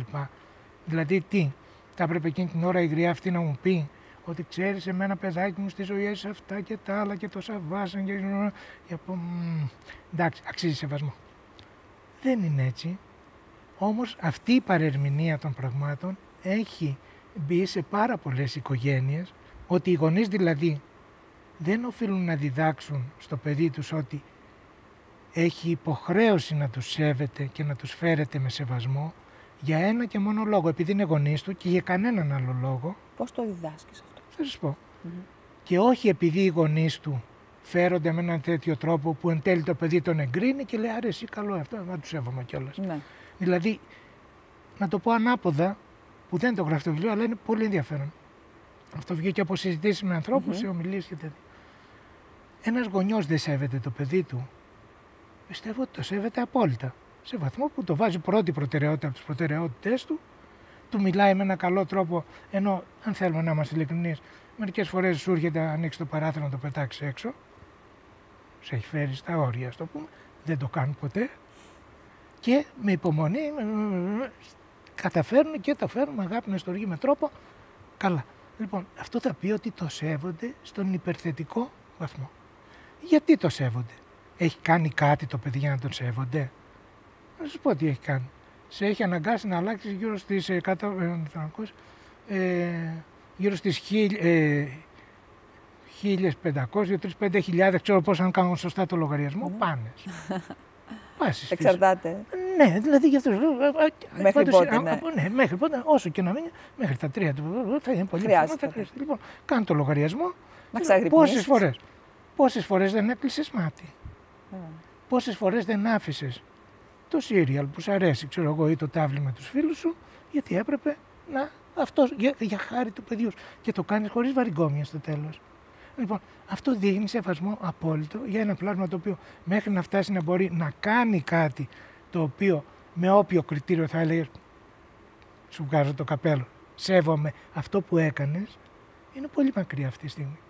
Λοιπόν, κι όμως για χρόνια πολλά το σέβεσαι αυτό το πλάσμα, το οποίο όχι μόνο δεν κάνει κάτι που από μόνο την είναι, ας πούμε, πηγή σεβασμού, αλλά πολλές φορές σε φέρνει σε δύσκολη θέση, βάζει τον εαυτό του σε απίστευτες καταστάσεις, ας πούμε, και περιπλοκές. Άρα δεν είναι το τι κάνεις από όπου πηγάζει ο σεβασμός σε καταστάσεις όπως η οικογενειακή, που οι άνθρωποι έχουν καθορισμένες δομικές ιδιότητες. Εκεί, από τις ιδιότητες αυτές, προκύπτει ο αμοιβαίος σεβασμός. Τονίζω αμοιβαίος, για να μην μου έρθουν και μου πούνε, δηλαδή, εμένα δεν με σέβεται, τότε εγώ το σέβομαι. Μην την πιάσουμε, αυτή η κουβέντα είναι πολύ περίπλοκη κτλ. Να μην σε συνεριζόμεθα το παιδί, έτσι. Εκείνη την ώρα ακριβώς πρέπει να σκεφτείς, όπως είπα πριν. Πώς διδάσκεται. Επανέρχομαι, είναι διδάσκεται με το να το ξέρεις. Το πρώτο είναι αυτό, ότι δηλαδή, όχι, δεν αρκεί. Υπάρχει τρόπος, αλλά η απόλυτη προϋπόθεση είναι να μην νιώθεις ότι εκείνη τη στιγμή που λες, παιδί μου, του το λες, δηλαδή. Μια περίπτωση είναι αυτή. Έρχεται και σε στιγμή ένταση να πας στο διάλογο, έχουν υποθεί αυτά. Και βρωμιάρα και βάζουν. Και χειρότερα, όλες οι διαβαθμίσεις, ας πούμε, μην τις πούμε όλες. Είναι θλιβερές. Δεν είναι ευχάριστο κουβέντες αυτές, φυσικά. Πάντως έχουμε ακούσει όλοι εδώ και εκεί να γίνονται, ας πούμε, καταστάσεις που φαίνονται ψιλοαδιανόητες. Λοιπόν, εκείνη τη στιγμή είναι φανερό ότι το παιδί ξεφεύγει. Εντάξει. Λοιπόν, αν του έχεις δείξει από πολύ νωρίς και του έχεις πει και τη λέξη ότι, παιδί μου, τώρα πρέπει να ξέρεις ότι με φέρνει σε δύσκολη θέση. Δηλαδή στα 4, στα 5 του καταλαβαίνει το παιδί τι θα πει με φέρνει σε δύσκολη θέση. Αλλά σέβομαι αυτό που μου λες. Για παράδειγμα, το ότι θέλεις να κάνεις αυτό το πράγμα που είχατε συμφωνήσει με το φίλο σου και όχι κάτι άλλο που είναι πιο σπουδαίο για σήμερα, αλλά δεν πειράζει σε βάθος χρόνου. Έτσι, το σέβομαι και δεν θέλω να σου χαλάσω την καρδιά και θα πάμε να γίνει αυτό που θέλουμε. Αλλά βεβαίως θα κανονίσουμε κάποια στιγμή και δεν πρέπει αυτό που βάζουμε σαν παραπληρώματα όταν κάνουμε κάποιες υποχωρήσεις που είναι επικοδομητικές. Γιατί δείχνουν στο παιδί μας ότι το ακούμε, ότι αντιλαμβανόμαστε, όπως είπατε, την επιθυμία του, το τι σημαίνει για ένα παιδί. Τώρα μου φωνάζει ο φίλος μου να πάω να παίξω και ας είχαν πει να διαβάσουμε, καλύτερα να πάει να παίξει, το λέω αυτό. Έτσι, εκτός αν δίνει την άλλη μέρα εξετάσεις, τέλος πάντων, αλλά σε μικρές ηλικίες, ειδικά που δεν έχεις και πρόβλημα. Του δίνεις το δικαίωμα να πάει να παίξει λίγο. Και του εξηγείς, σέβομαι αυτό που μου λες, σέβομαι αυτό που μου ζητάς. Με μέτρο, φυσικά. Και θα το κάνω γιατί του εξηγείς. Επειδή έτσι κι αλλιώς αυτό μπορούμε να το κάνουμε και μια άλλη στιγμή και το Σαββατοκύριακο θα το. Δηλαδή δεν του λες ας πάει και το παλιάμπελο, αλλά του εξηγείς ότι το σέβεσαι. Δεν του μιλάς άσχημα και του το λες δεν σου μιλάω άσχημα. Επειδή, όπως σέβομαι όλους τους ανθρώπους, σέβομαι 2 φορές και εσένα. Δηλαδή, του βάζεις την στάση, αλλά και τη λέξη σεβασμός στο βασικό του ρεπερτόριο. Του λες ότι πρέπει να σέβεται τους γονείς. Του λες από εκεί και πέρα ότι υπάρχουν οδηγίες χρήσης της συμπεριφοράς μας και των λέξεών μας, των λόγων μας, απέναντι στους άλλους ανθρώπους. Για παράδειγμα, σεβόμαστε κάθε άγνωστο άνθρωπο. Δεν μπορούμε να του πούμε. Μιλάμε στο πληθυντικό όλα αυτά. Έλα δωρε, μπορούμε να το πούμε, όποιος και να είναι. Δεν μπορείς να του πεις έλα δωρε. Και όταν το παιδί δεν ακούει αυτό που του λες, τι κάνεις? Πιστεύω ότι αν το έχεις ξεκινήσει από νωρίς, το παιδί θα είναι έτοιμο, ακόμη και αν κάνει φάουλ, να ξαναμπεί στον κανόνα παιχνιδιού και να παίξει ένα κοινό. Αν δεν έχει ξεκινήσει από νωρίς, και μπορεί να έχει συμβεί αυτό το πράγμα. Πολλές φορές. Ναι. Σε αυτή την περίπτωση, η απόλυτη προϋπόθεση είναι να καταλάβουν οι γονείς ότι το παιχνίδι όπως το παίζουμε είναι γεμάτο φάουλ τα οποία δεν τα σφυρίζει κανείς. Έχει χάσει το παιχνίδι? Όχι. Ευχάριστο. Όχι. Πώς θα το κερδίσουμε λίγο? Θα το κερδίσουμε. Υπάρχει ένας πολύ απλός τρόπος που τον έχω συνταγογραφήσει, αν μου επιτρέψετε, υποδείξει σε ανθρώπους.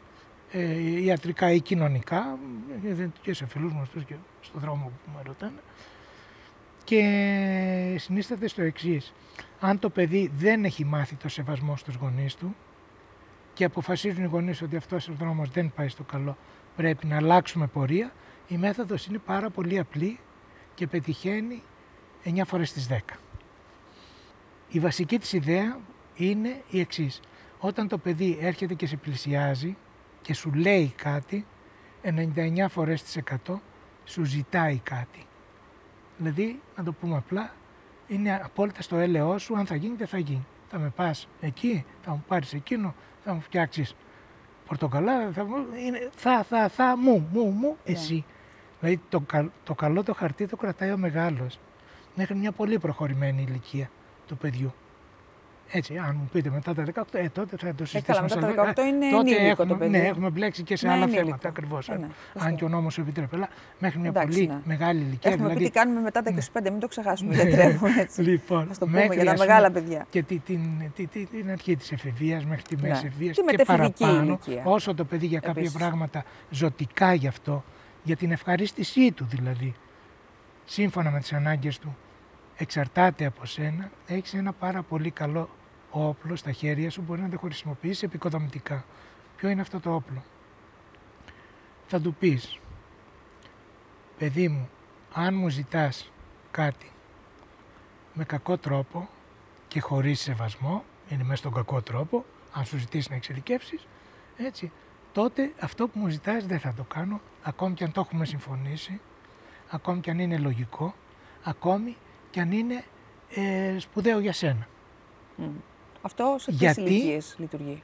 Λειτουργεί μέχρι τα 18. Ναι, μετά δεν μπορεί. Στην εφηβεία. Όχι στο κάθε τι, αλλά αν σε χρειάζεται να το πας από την Αθήνα, από εδώ που είμαστε, από τη Μεσογείο, στη Γλυφάδα, για να πάει στο φίλο του που έχουν πει και το έχει πει ναι, γιατί έχουν ξαναπάει. Άρα είναι μια μορφή τιμωρίας. Όχι, δεν είναι τιμωρία, είναι παιδαγωγική, είναι μαθητεία ελευθερίας εν επιγνώση. Τι θα πει? Το παιδί εκείνη την ώρα δεν έχει μία επιλογή, σκάσε ή κάνε τα όλα λίμπα. Έχει δύο επιλογές. Αν το ζητήσει με τον λάθος τρόπο δεν θα γίνει, αν το ζητήσει με τον καλό τον τρόπο θα γίνει. Και άμα πάρει το λεωφορείο και πάει μόνο του. Αυτό σας είπα, ότι είναι κάποιες καταστάσεις που από μια κάνεις? στιγμή και πέρα δεν. Άμα του λες έλα στις 12 και έρχεται στις 4 το πρωί, άμα του λες ξέρεις δεν θα πας να κοιμηθείς το βράδυ στη φίλη σου ή στο φίλο σου και πηγαίνει. Ναι. Και πηγαίνει κατευθείαν στο σχολείο. Αυτό δεν είναι ακριβώς έλλειψη σεβασμού, είναι μια ευρύτερη ιστορία που και πάλι η βασική μέθοδος που συνιστώ είναι αυτή ότι εκτός και αν έχει, πώς το πω, αν είναι το παιδί αρκετά μεγάλο ώστε έχει αυτενέργεια. Γιατί περνώντας τα χρόνια, αυτό που αυξάνει. Ναι, για αυτό είναι 16, μπορεί να πάρει τώρα. Μπράβο. Είμαι βεβαία σε αυτά τα ζητήματα. Γι' αυτό θεωρώ όμως ότι και εκεί ακόμη υπάρχουν κάποια σπουδαία για το παιδί πράγματα που τα καλά χαρτιά τα κρατάς εσύ. Έτσι, μου λες μπορεί να πάρει το λεωφορείο, θα το κάνει μια φορά, θα το κάνει δύο, δεν είναι και σε πολύ σπουδαία ιστορία να το κάνει έτσι. Αν γίνει έτσι, αρχίζουμε και μπλέκουμε σε άλλες ιστορίες. Αλλά σε ένα παιδί που τα πιο πολλά, αν όχι όλα, από τα βασικά που το ευχαριστούν εξαρτώνται από την συνένεση και την πράξη των γονιών του, τότε οι γονείς μπορούν να του εξηγήσουν με πολύ απλό τρόπο ότι δύο πόρτες έχει η ζωή, παιδί μου. Η μία που είναι κλειδωμένη και η άλλη που είναι ξεκλείδωτη. Αν με τον κακό σου τρόπο χτυπάς την κλειδωμένη, δεν θα ανοίξει και δεν θα γίνει αυτό που θες εσύ, όχι γιατί εγώ δεν θέλω να το κάνω, αλλά γιατί εσύ πας με λάθος τρόπο προς τα εκεί που θες να πας. Μάλιστα. Θες να φτάσεις εκεί που θες να φτάσεις. Πήγαινε από την ανοιχτή την πόρτα. Πώς τη λένε την ανοιχτή πόρτα? Καλό τρόπο. Όταν μάθει το παιδί τον καλό τρόπο, από εκεί και πέρα όλα τα υπόλοιπα που είναι θέματα συγκρούσεων μετατρέπονται σε διαφορές. Σωστό. Η σύγκρουση είναι, αν θέλετε, εμπλοκές των παθών. Ναι. Οι διαφορές είναι αργά ή γρήγορα θέμα λόγου. Και θα λυθούν. Και με αυτή την γι' αυτό.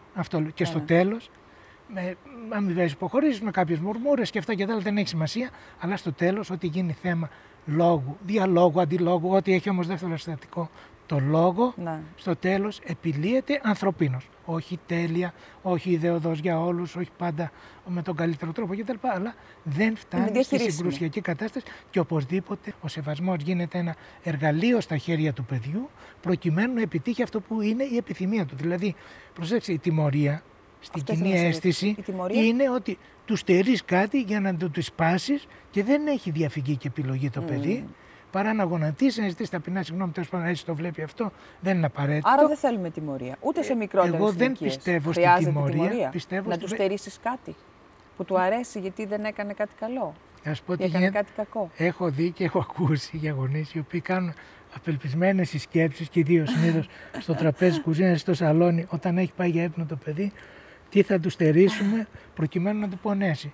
Τα παιδιά πολύ γρήγορα καταλαβαίνουν τη λογική αυτής της τιμωρητικής προσέγγισης και πολύ γρήγορα έχουν ανακαλύψει και το αντίδοτο. Κάνω ό,τι θες, δεν με ενδιαφέρει. Και το τηρούν, το υποστηρίζουν. Δηλαδή, του στερίζουν, δεν με ενδιαφέρει. Θα σου πάρω το αυτοκίνητο, δεν με ενδιαφέρει. Και το παίρνεις. Δεν μπορεί να κάνεις τίποτα. Ενώ η δικιά μου συμβουλή, η στρατηγική που προτείνω, δεν ξεκινάει από το τι θα σκάσει στο ας πούμε υπέροχο μυαλό μου, ώστε να το πετύχω το παιδί εκεί που θα το πονέσει και να αναγκαστεί να υποχωρήσει και να ακούσει αυτά που του λέω εγώ, που είναι μια λογική τιμωρητική και στην ουσία ντρεσάρει στο παιδί. Αυτό που λέω είναι του δίνω επίγνωση το τι θέλει το ίδιο, θες να πας εκεί, μάλιστα. Τον τρόπο. Υπάρχουν δύο τρόποι, ο ένας που είναι αδιέξοδος και ο άλλος που έχει διέξοδο. Ποιον θα διαλέξει, παιδί μου? Δηλαδή εκείνη την ώρα δεν νομίζω ότι χρειάζεται να τιμωρείς κανέναν. Αν προτιμάει να κουτουλάει για ένα διάστημα, μήπως και ανοίξει. Ατελέσφορα. Ναι. Ας το κάνει. Ναι. Αν όμως και κανένα παιδί δεν είναι τόσο ηλίθιο που να επιμείνει σε αυτή την τακτική, την αδιέξοδη, με τα δικά του κριτήρια, όχι με τα κριτήρια του μεγάλου, πουθενά δεν μπαίνει το κριτήριο του μεγάλου σε αυτή την ιστορία, ότι αυτό το πράγμα θες να πας εκεί που θες, από εδώ πάνε. Δεν το κάνεις σωστά. Εσύ παθαίνεις τη ζημιά σου, δηλαδή δεν χαίρεσαι αυτό που θα μπορούσες. Μπορείς να χαρείς αν επιλέξεις ελεύθερα και ταιριαστά. Δηλαδή σύμφωνα με τη λογική των περιστάσεων. Αυτό είναι. Άρα η τιμωρία θεωρώ ότι είναι ένα πράγμα το οποίο είναι, ας πούμε, μια βιοτεχνική ή βιομηχανική μέθοδος. Βιοτεχνική όταν υπήρχαν δεκάδες παιδιά γύρω-γύρω, όχι μόνο το δικά σου αλλά και του σογιού, που και οι δουλειές τρέχανε, ήταν κοινωνίες ζωάρκειας, κάθε τι έπρεπε να γίνεται, γιατί αλλιώς μπορεί και να πεινάσουμε κτλ. Και η βιομηχανική τώρα που προσπαθείς να ντρεσάρουμε στρατιές παιδιών για να γίνουν στρατιώτες και ό,τι άλλο θέλεις κτλ. Η δικιά μου ιδέα είναι ότι αυτά τα θέματα χρειάζονται παιδαγωγική προσέγγιση. Από νωρίς είναι καλύτερο, γιατί χτίζεις και εξοπλίζεις το παιδί σου με αυτά που θα του φανούν χρήσιμα και αποδοτικά στον κόσμο εν γέννη. Αν το παραμελήσεις και πάλι μπορείς να το διορθώσεις και 9 φορές στις 10, αυτό το λέω από εμπειρία, αυτό το πράγμα λειτουργεί σε 2 με 3 εβδομάδες. Τα πιο δύστροπα παιδιά έχουν αντιληφθεί ποιο είναι το καλώς νοούμενο συμφέρον τους και δεν συνεχίζουν να μη σέβονται, να είναι κακότροπα, να μιλάνε άσχημα, αλλά γίνονται παιδιά με τα οποία μπορείς να συζητήσεις. Ενδεχομένως να συζητήσεις με ζόρι, με κόντρα, αλλά άλλη είναι η κόντρα του λόγου και άλλη είναι η κόντρα με τα ουρλιαχτά και τα πάθη. Ναι. Να κλείσουμε, γιατρέ μου, με κάτι το οποίο μου έκανε ιδιαιτέρως εντύπωση και θα ήθελα να το κοινολογήσουμε στις φίλες και τους φίλους. Γράφετε και επιμένετε ότι οφείλουμε να γνωρίζουμε και να συμμετέχουμε στη ζωή του παιδιού μας, στην παιδική και εφηβική κουλτούρα, όσο και αν μας φαίνεται κάποιες φορές ανιαρό, και ψάχνω να βρω το σημείο εκείνο που λέτε ότι έχετε δει ώρας χελενονιτζάκια, όλοι το έχουμε κάνει αυτό, έτσι, και όλα αυτά που βλέπουν τα παιδιά ή έχουμε παίξει ηλεκτρονικά. Εξηγήστε μας όμως τώρα γιατί πρέπει να συμμετέχουμε σε αυτόν τον κόσμο.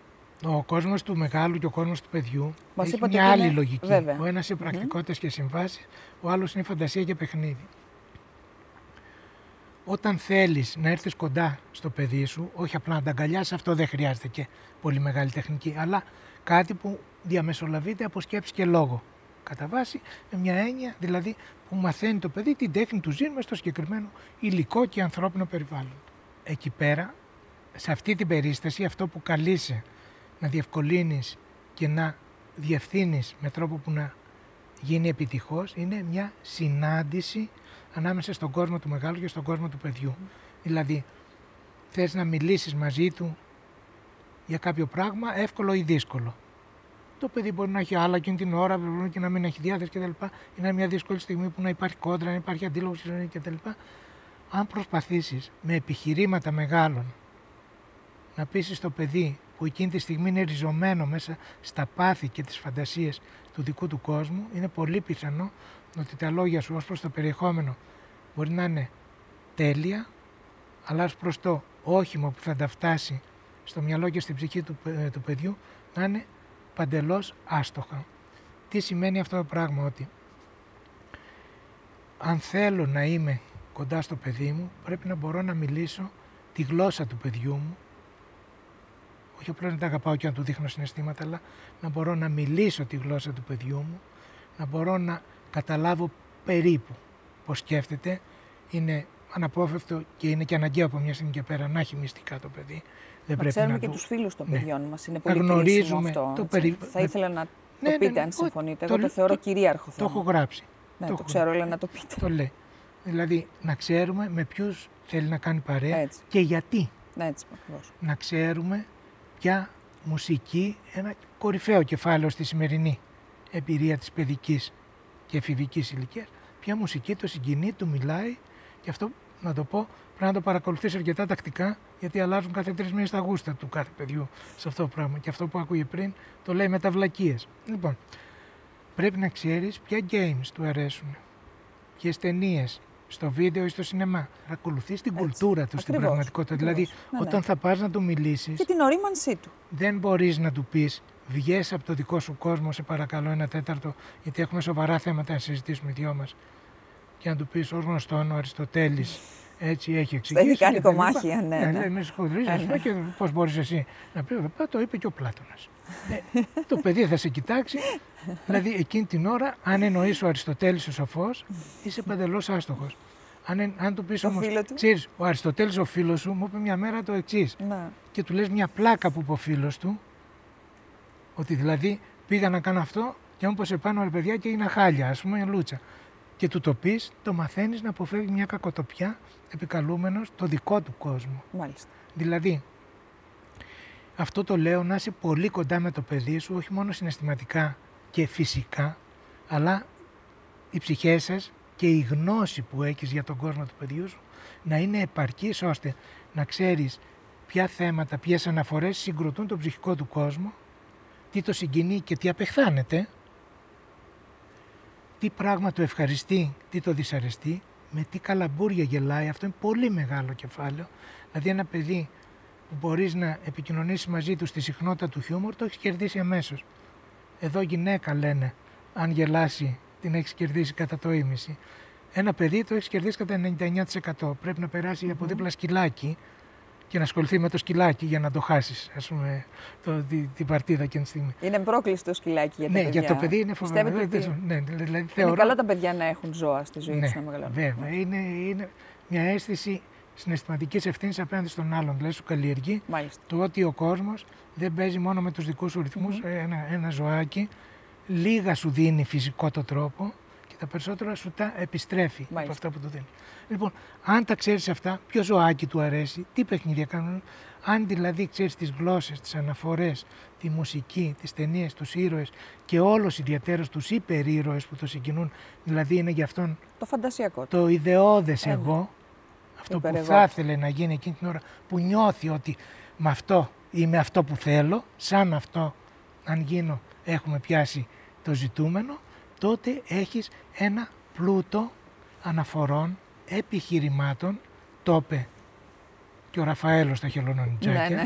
Αυτό είναι επιχείρημα. Ο Λεωνάρντο. Ναι, μπράβο. Έτσι, δηλαδή, γιατί, πώς το λένε, στο Χάρι Πότερ δεν έγινε αυτό το πράγμα. Είναι επιχείρημα που δεν μπορεί να το αρνηθεί γιατί είναι ο κόσμος. Εξουδετερώνεις. Δεν το εξουδετερώνεις. Του λες ότι, κοίτα να δεις, είμαστε με το Χάρι Πότερ. Είμαστε με τα χρονικά της Νάρνια. Γιατί τα παιδιά εκείνα, ας το πούμε, δεν χτυπούν άλλα παιδάκια, αλλά τα υπερασπίζουν από τους κινδύνους. Έτσι δεν πρέπει να είσαι και για τον υποτισμό. Υπότης, δεν πρέπει να είσαι και εσύ υπότης και υπότης αντιστοίχως. Αυτό πώς θα το πεις, επειδή αν φοράς δεν είναι και δένια παπαπλιάσαι πιωσών, όχι. Θα το πεις από τους υπερήρωες που το ίδιο το παιδί. Αν δεν τους ξέρεις όμως και πολύ περισσότερο, αν έχεις μια στάση καταφρονητική απέναντι του, πάλι βλακίες ακούς και βλέπεις, τι σαγλαμάρες αυτά που λέει, έλα εδώ να ακούσουμε τα λάρα, ξέρω εγώ. Λοιπόν, όπως καταλαβαίνετε, αυτή η συμπεριφορά είναι πολύ απλό. Μπορεί να λες σωστά πράγματα, αλλά στα κινέζικα. Σε ότα μία κόντα. Ναι, γιατί στην ουσία μιλάς μια γλώσσα άσχετη. Έτσι. Και η φόρμα που δίνεις στο σωστό περιεχόμενο είναι αναφομοίωτη, δεν χωνεύεται, δεν προσλαμβάνεται καν από το παιδί. Με αυτόν τον τρόπο λοιπόν, αν είσαι πολύ κοντά, αν ξέρεις τον κόσμο του παιδιού σου, στα πιο δύσκολα θα έχεις ένα λόγο εύστοχο να πεις, δηλαδή που να πιάνει τόπο μέσα στην ψυχή του παιδιού σου. Γιατί θα μπορείς να επικαλεστείς τον κόσμο του παιδιού σου, την ψυχή του παιδιού σου. Δηλαδή θα πεις όπως το ξέρεις και όπως το ζεις και όπως αρέσει και όπως το σκέφτεσαι εσύ, έτσι σου μιλάω κι εγώ αυτή τη στιγμή. Και σου λέω, πρόσεξε αυτό το πράγμα, σκέψω εκείνο εκεί, ας δούμε και την άλλη όμως πλευρά. Γιατί? Αυτό σου λέω, φρόντισαν όταν πήγαιναν και κοίταξαν πως από τη γωνία τους περιμένει ο κακός. Δηλαδή έχεις παραδείγματα, έχεις τα 3 γουρουνάκια.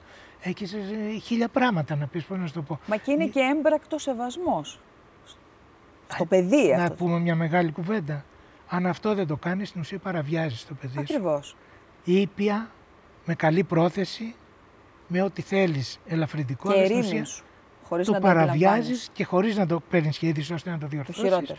Λοιπόν, γι' αυτό λέω ότι μάθε τον κόσμο του παιδιού σου και έχεις κερδίσει την παρτίδα με το παιδί σου. Μάλιστα. Γιατί αν μπορείς να μιλήσεις με τρόπο που πιάνει τόπο μες στην ψυχή του, τότε μπορείς να μιλήσεις για τα πιο δύσκολα πράγματα. Για τον πόνο, για το θάνατο, για την απώλεια, για το κάθε τι, μέσα εκεί θα δεις. Ό,τι υλικό σου χρειάζεται, το έχει μέσα ο κόσμος του παιδιού. Μην ξεχνάμε, τα παραμύθια αντιμετωπίζουν τις πιο σκληρές καταστάσεις. Όμως πρέπει να ξέρεις τα παραμύθια που του μιλήσανε. Δεν θα του πεις, άκουγα μια ιστορία που μου είπε από το 40 ο παππούς, με συγχωρείς, θα σε κοιτάει σαν να είσαι από άλλο πλανήτη, δικαίως.